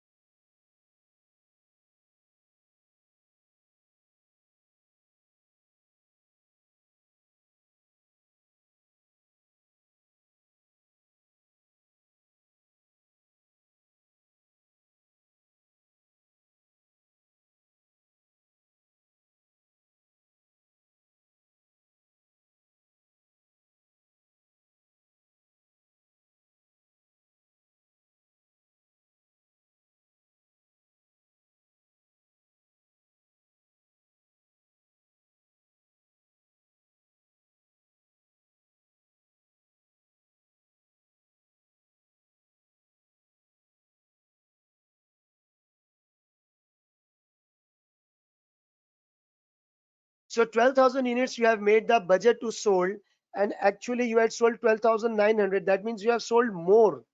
Okay. So remember one thing, that how to calculate the profit, and how to calculate the contribution. The profit is calculated as selling price minus full cost. There is selling price, standard selling price is 105, and full cost means variable and fixed both. That is 52, sorry, that is 52 minus 5 as well, both 52 and 5. That is the variable cost and the fixed cost. In order to calculate the profit figure, we need to deduct all the cost. So 105 minus 52 minus 5, the resulting figure is $48 per unit. This is the standard profit, and the standard contribution is calculated as selling price minus variable cost only, because this is a very basic thing. The standard cost, selling price minus the variable cost. So the selling price is 105. The selling price is 105, and the variable cost is 52. Variable cost is $52, and the resulting figure is my contribution. 105 minus 52, the resulting figure is 53 per unit. And remember that we are here to calculate the sale volume variance. The company made a budget to sell 12,000 units, But in fact, 12,900 units sold. That means actual units sold were more than your budget. Okay, so here is the calculation trick, that actual units minus budgeted units multiply by the respective figures. So see, if I will be using the absorption costing, that means 12,900 minus 12,000. That means we had sold 900 units more.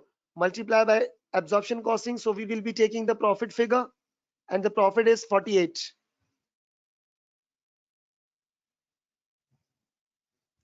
That is $43,200. And since I have sold more units, so that means it's favorable. And we are happy with the favorable results always, okay? Because we have sold more. And in marginal costing, we are taking the contribution figure. So 12,900 minus 12,000 multiplied by contribution, which is $53. Here it is, $53. That is $47,700 favorable again. And we are happy with the favorable results because we have sold more units as compared with our budget. And obviously, if I'm selling more units than my budget, that means I am making more profit, I'm making more money. If it will be less than the budget, that means it would be the adverse answer.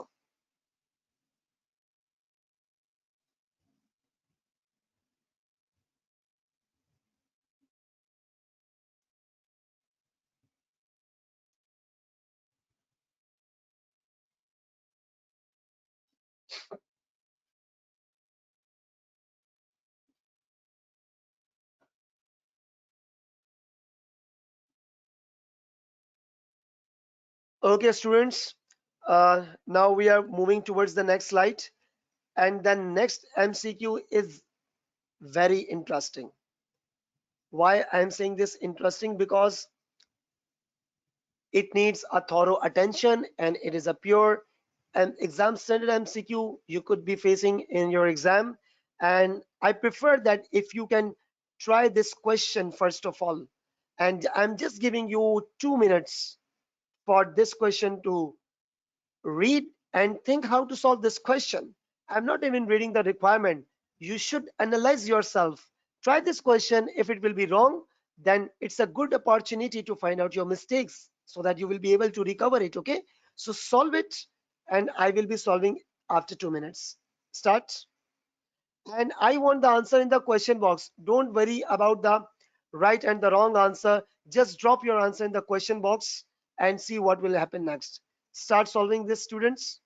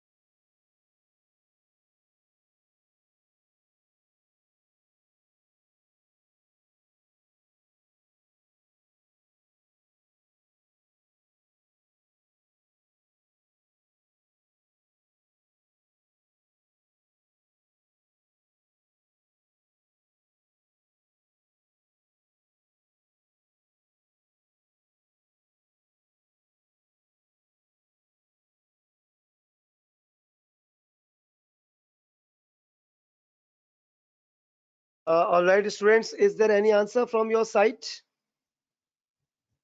Is there any answer from your side, students?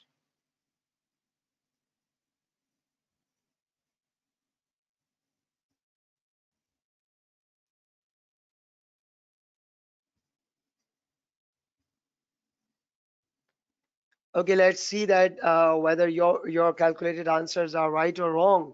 And right now, I'm going to explain this question. And first of all, as usual, I always say to the student, first of all, read the requirement and then read the question accordingly from that mindset. You are required to calculate the sales revenue that should be for 2500 units. When I looked at the word sales revenue, I should remember the sale price variance calculation. Okay, but we do not have the um, but we do not have the selling price here in this question.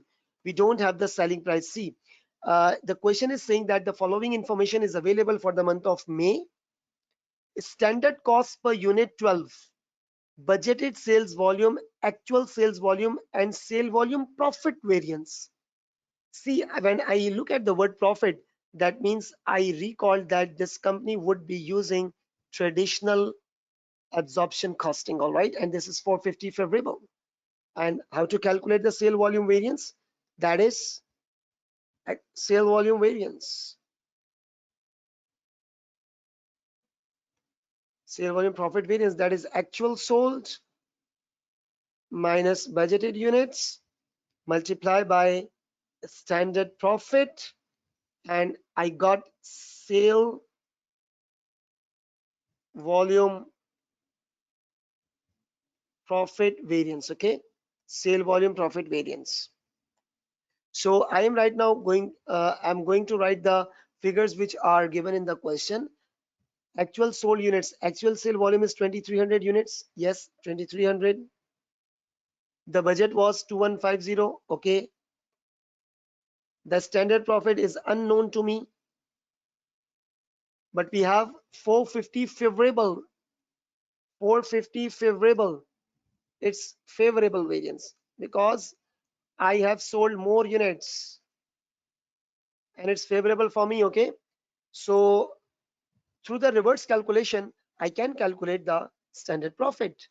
So 2300 minus 2150, first of all, it's giving me 150 multiplied by standard profit. See, I'm simplifying my calculation, and you should also simplify the concepts. And standard profit is calculated as 450 divided by 150. That is $3 per unit. It's multiplying, and here it will be divided. Okay, standard profit. And my standard cost is $12. Now see that my answer could be like that way. What is the standard cost? So the standard cost is $12. And what is the profit? The profit is $3. So that means $15 per unit. Standard selling price. Okay, 15. And again, you can now calculate the answer. Sales that should be sales should be for 2500 units is 15 multiplied by 2500, and that is now my answer. See, I had calculated through two different routes. You have to take a long route to solve this question because the question is complex. 15 multiplied by 2500, and that's giving me the answer $37,500. And this is not the actual sale. This is something that should be for 2500 units according to my estimations. Hurry up, students, do copy this.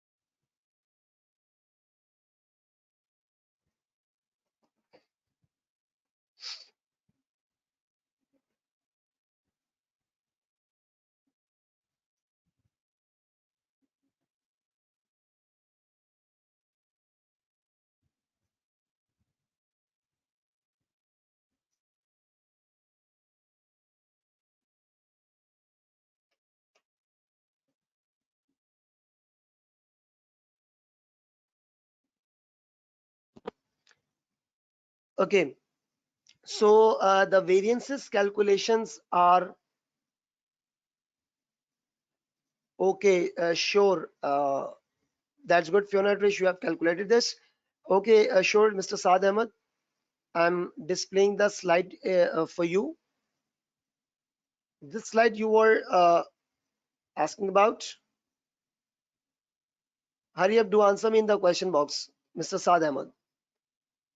This was the slide.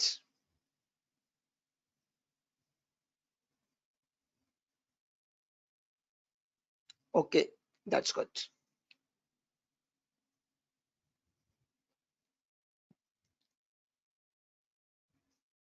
Okay, students, the variances calculations are finished, and we have now operating statement.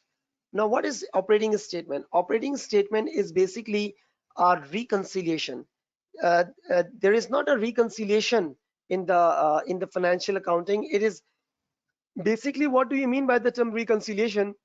When the two figures are showing that when there are two figures, when there are two figures and there is a difference between two figures, there must be the valid reason for the difference. And when you identified the reasons, that means the differences amount are solved. That means it is reconciled. So what do you mean exactly by the term operating statement? So operating statement, it's a report for the management. It's a report for the management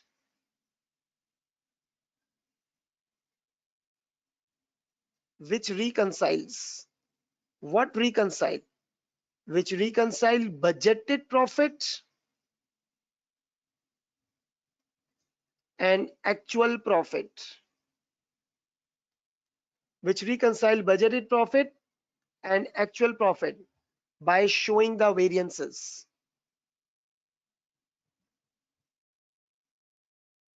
By showing the what variances? Because when the management will be receiving the report, and on the basis of that report, they will be able to plan, they will be able to control, and they will be able to take the decision. Planning, controlling, and the decision making. Okay, and that is the main objective of the report. And the management will be planning, controlling, and decision making, and the report for the management which reconciles budgeted profit and the actual profit. Okay, by showing all the variances. And this is the sketch of the this is the format. I advise all of you that must follow the format of the operating statement. Do not do not do not do not go against the format, because you will be confused. You will be confused in the exam. Operating statement, it's under absorption costing. Operating statement is under absorption costing. First of all, there is a budgeted profit for budgeted units, and you will have to adjust sale volume variance first. If the variance is favorable, show it with a positive sign. If the variance is adverse, show it with the negative sign. Budgeted profit and sale volume profit variance, sale volume profit variance. And when you will adjust the sale volume profit variance, the resulting figure would be standard profit on actual sales.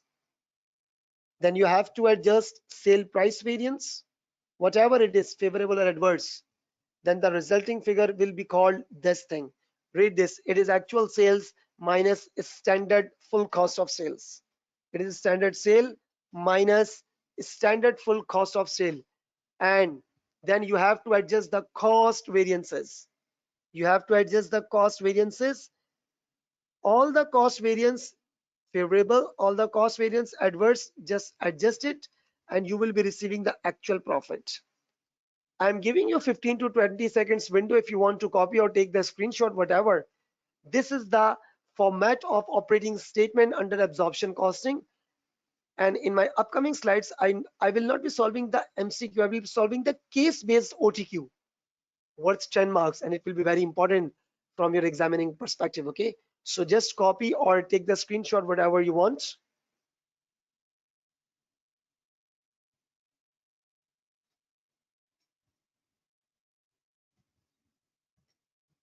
Okay.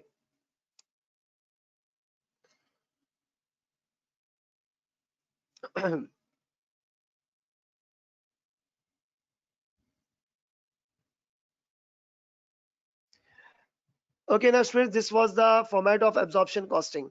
Now this is the format of marginal costing, and I don't want to discuss marginal costing format right now. I'm just giving it a pause for few minutes. Why? Here is a format of the marginal costing. I will be explaining, but I think we should jump to the case-based OTQ first, because the first target is of the operating statement under absorption costing. See, this is case-based OTQ. All right, Zigzag Limited. This is case-based OTQ worth 10 marks. In total, this is 1 and 1, 2 marks, and then 2, 4, 5, 6, 7, 8, 9, 10, total 10 marks. Okay, so the first case is for 2 marks, and that is the operating statement under absorption costing. So I need to copy that format of absorption costing, and I will be able to calculate these two missing figures. Okay, I'm reading the case. Just be with me and be alert and focus with your active mind.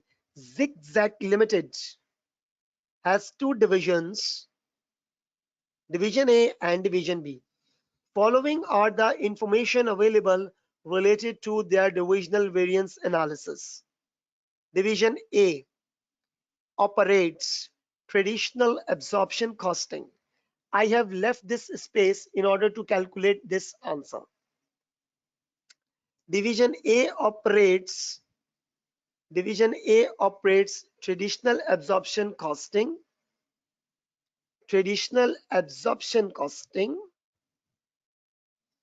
and following are the figures calculated of the variances, and division is in the process of completing the operating statement. These are the figures, and we need to calculate the budgeted profit of the division and the actual profit of the division. See, I am now writing the things of the format, and if I can show you the format once again, here it is.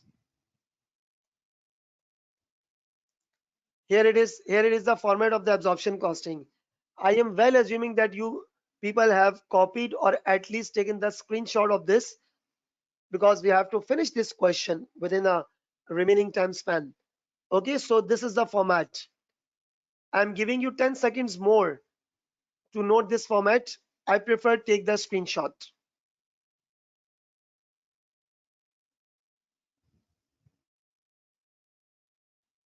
Okay, now students, I am solving this question, and I have left the space in order to calculate the answer. See, this is the operating statement under absorption. This is operating statement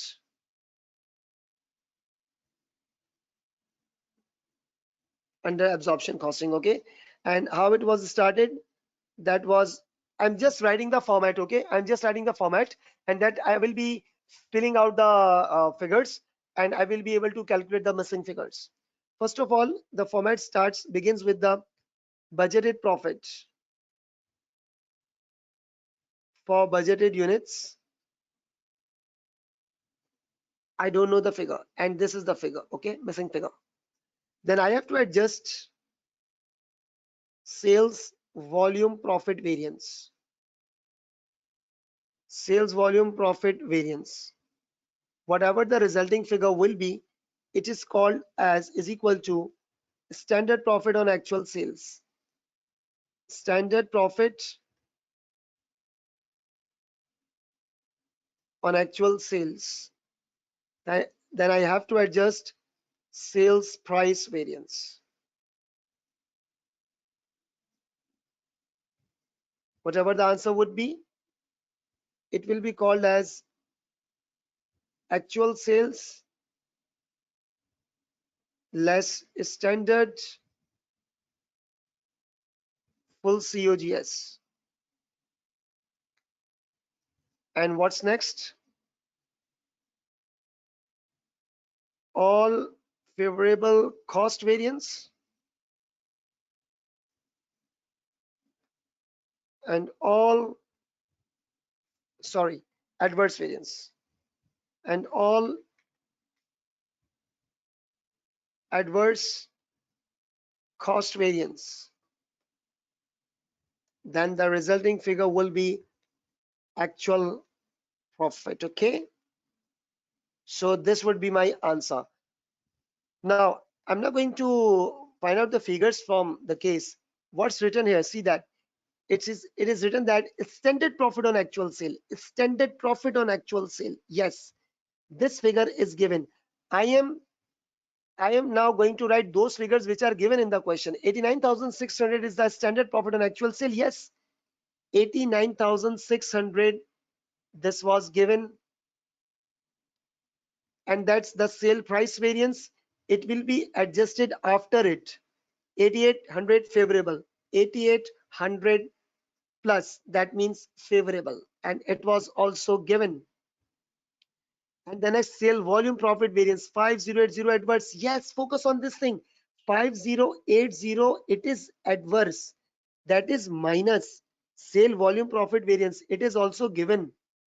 I am just placing the figures in this showcase. Sale volume profit variance, okay, and I can calculate this budgeted profit. This budgeted profit, how? See that 5080 was deducted in order to calculate this thing, so we need to add it back in order to calculate this figure. So 89,600 plus 5080, the answer I'm going to write with the black color, that is $94,680. 94,680 is my budgeted profit. Okay, and it does make sense that after deducting this you will be calculating this figure. Now that's good. Some cost variances 15,800 favorable. Okay, we need to calculate this answer as well. 89,600, wait, 89,600, 8,800 plus, that is 98,400, and some cost variance 1,500, 15,800 favorable given, and minus 9900, that is adverse, it is also given. Okay, so you can calculate this actual profit, and it is your next answer. 15,800 plus minus 9900, that is 104,300, and this is 104,300 is my calculated answer. Okay, this is my final answer, and I've got 2 marks by following the format of the operating statement under absorption costing. Okay, now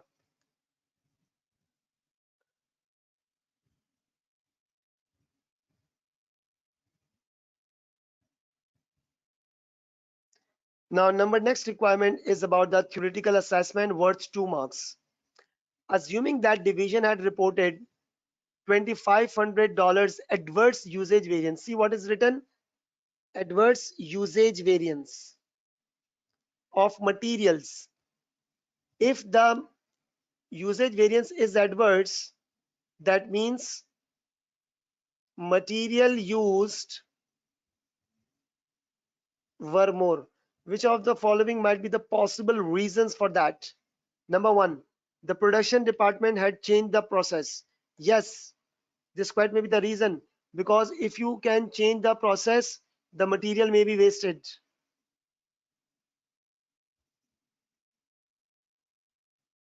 It quite may be possible. Number two, the labor in the production department were of high skills and experience. No. Why? Because if the labor will be skilled, he will save the material, not waste, and wastage would result in the adverse usage variance. Number three, the material used the material used in the production process was of low quality as compared with the standard. Yes, because low quality material would result in material waste. Number four, number of units, I mean finished goods, were rejected due to poor quality produce. Yes, if the units were rejected, imagine if units will be rejected,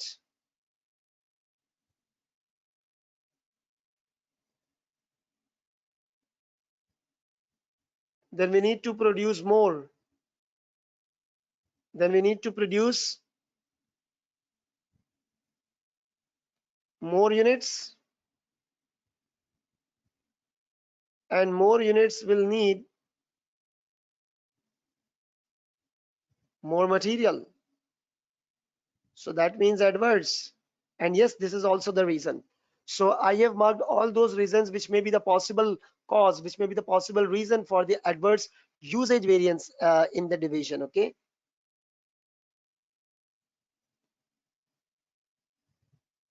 If the labor is of high skills, he would have saved the material, not waste. And wastage would result in the adverse usage variance. Now students, the time come to break the suspense of the operating statement under marginal costing. And this is the operating statement under marginal costing. See that operating statement under marginal costing, there are some changes. Changes in the operating statement under marginal costing. First change, use contribution figure, not profits. Okay. Number two, there will be no fixed overhead volume variance. There will be no fixed overhead volume variance. Why? Because fixed cost is not considered to be relevant for the volume units. You produce 1 unit, 1,000 units, the fixed cost would remain same. Remember that, no fixed overhead volume variance. Volume, specifically only volume. But there will be, remember this thing, there will be fixed overhead expenditure variance, but it will be adjusted with the budgeted fixed overheads. How? I'm now going to solve this.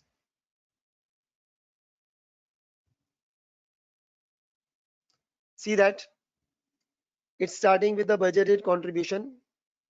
There is sale volume contribution variance. The sale price variance is same, and this is contribution, all cost variance, all favorable. And when you will be deducting only the variable cost, that is favorable and adverse, this figure is the actual contribution. And you have to deduct always budgeted fixed overheads. My adjusted fixed overhead expenditure variance will be adjusted. And there is an actual profit. Okay. So note this format as well of the marginal costing. I am waiting approximately half a minute for you people to either take the screenshot or copy or whatever, but do it fast. This is the marginal costing operating statement format.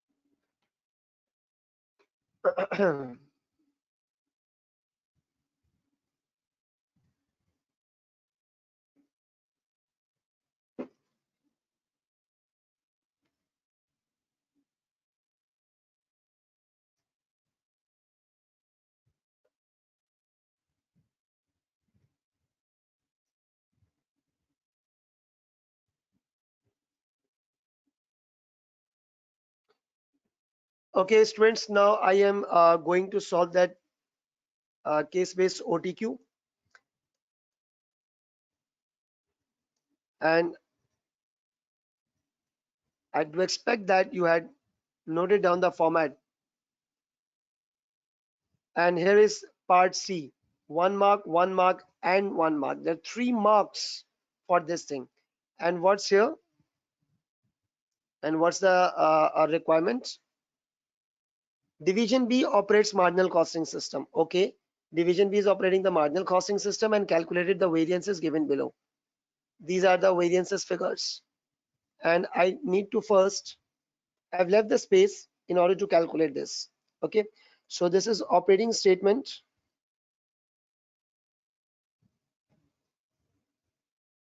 under marginal costing.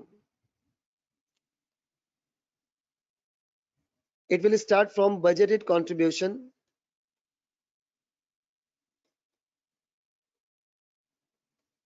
for budgeted units.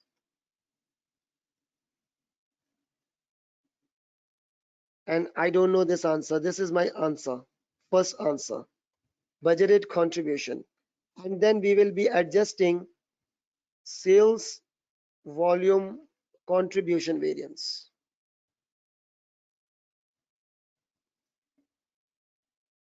Whatever the answer is. Then the resulting figure will be called as standard contribution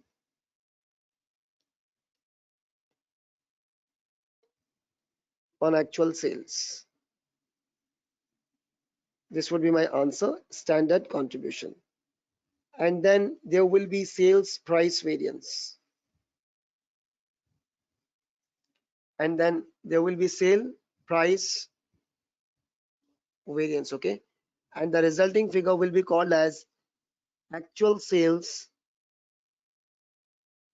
less standard variable cost. First of all, let's solve up till now here. What's the figure that is given? Standard contribution on actual sale 90,900. Standard contribution on actual sales 90,900. This is given.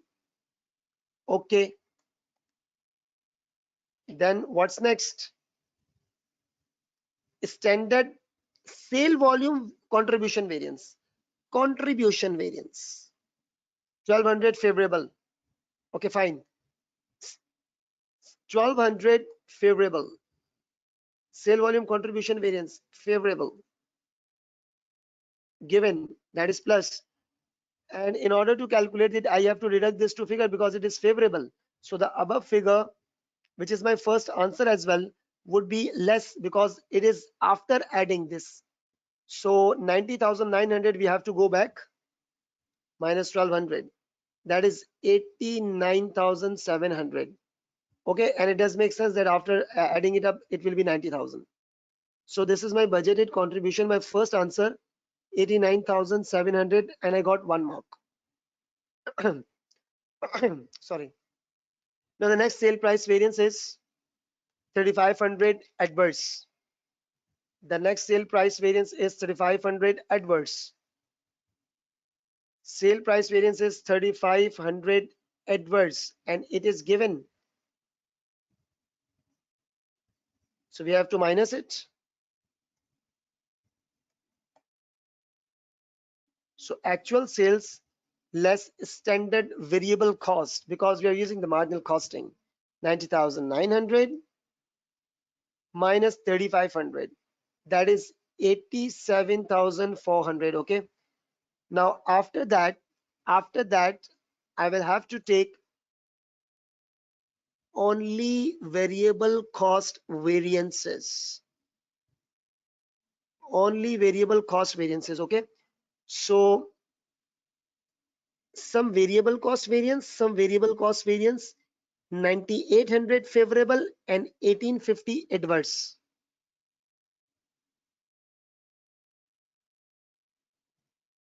Favorable variable cost variance, adverse variable cost variance. Okay. What's the answer? 9,800, 1,850. 9,800 and 1,850. Now the resulting figure is called actual contribution. Actual contribution.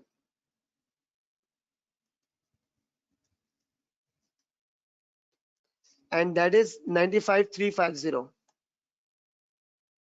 95,350. This is actual contribution, okay? And this is my next answer.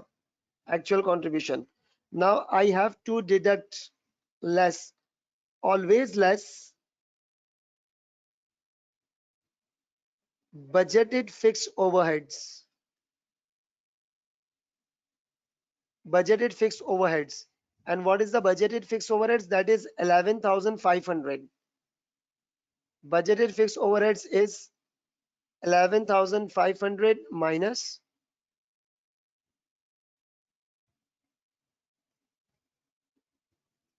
and then we have to adjust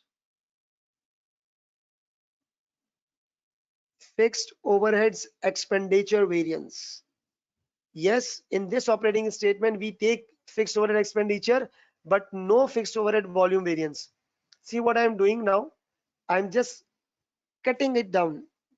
We do not have to take this. But fixed overhead expenditure variance is adverse. If it would be favorable, I would have added that. But since it is adverse, so 2200, so 2200 would be deducted because it is adverse and it is given as well. So the resulting figure is my next answer, that is actual profit. I have marked the star with black color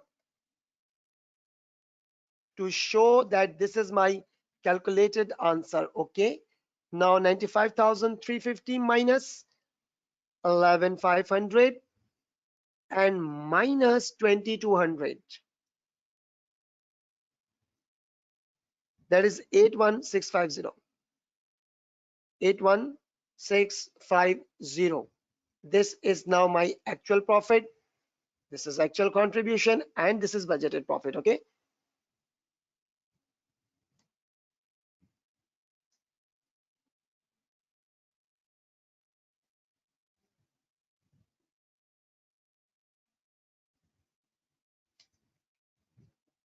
So I'm now going to write my answer above. That is 95,350 and sorry, 81,650. This is my final answer, and I'm just giving you 20 seconds, 30 seconds to capture the picture if you people want, because we are left with just 5 minutes, and I have to discuss 3 statements of theoretical question. Giving you just few seconds if you want to take the screenshot of this. See what I'm trying my level best to cover the maximum portion along with the questions, so that you will be able to learn more, revise more, and this is the main aim of practice to pass the paper.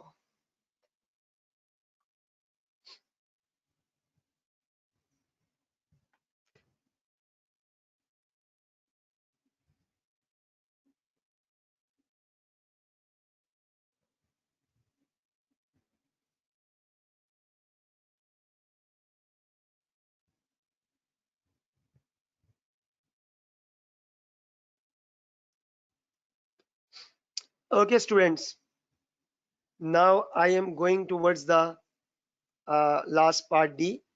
The following statement had been made related to the standard costing and variances. You are required to make the statements correct or wrong. Number one of the purpose of standard costing is to value the inventories. Yes, because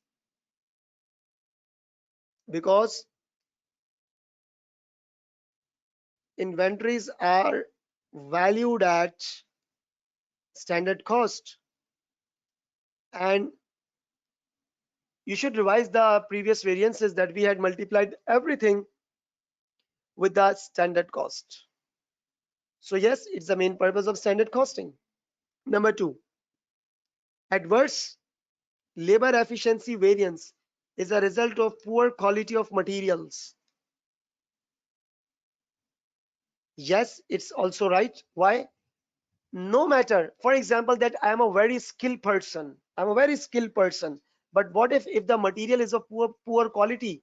The material may be wasted in the machine, and it will take me more time to deal with the poor material. No matter I am expert. Okay, for example, you are an expert driver and you are having a car which is very poor. You cannot drive it too fast because there's a problem in the car and you will be taking more time, and so yes, it's a adverse variance. Number three, the general reason means it's not specific. Variance includes the standard cost were set wrong. Yes, all the three statements are right. if standard set if standard was wrong, for example, if the standard was wrong, if the standard was wrong, naturally the variances would result in. And yes, all the three statements are right. Okay, my students. And one thing I would like to say it again, that avoid the panic situation in your surrounding and focus on your studies. Book the exams whenever you feel comfortable and when you are fully prepared. Okay, students. As usual, I will not exit this webinar before until and unless I will receive the feedback. Just drop your feedback. Was this session helpful and have you learned something?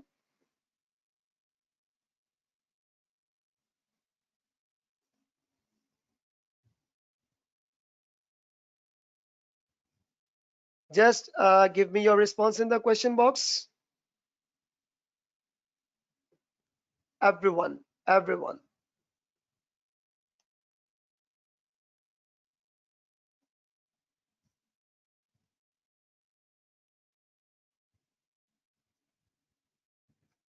That's good. That's good.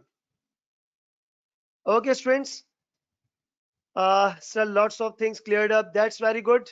And I wish you people good luck and see you tomorrow. Tomorrow, our agenda is the performance measurement, which is yet again the very a significant portion of your exam. Okay, so that's very good. Okay, bye bye. Take care of yourself.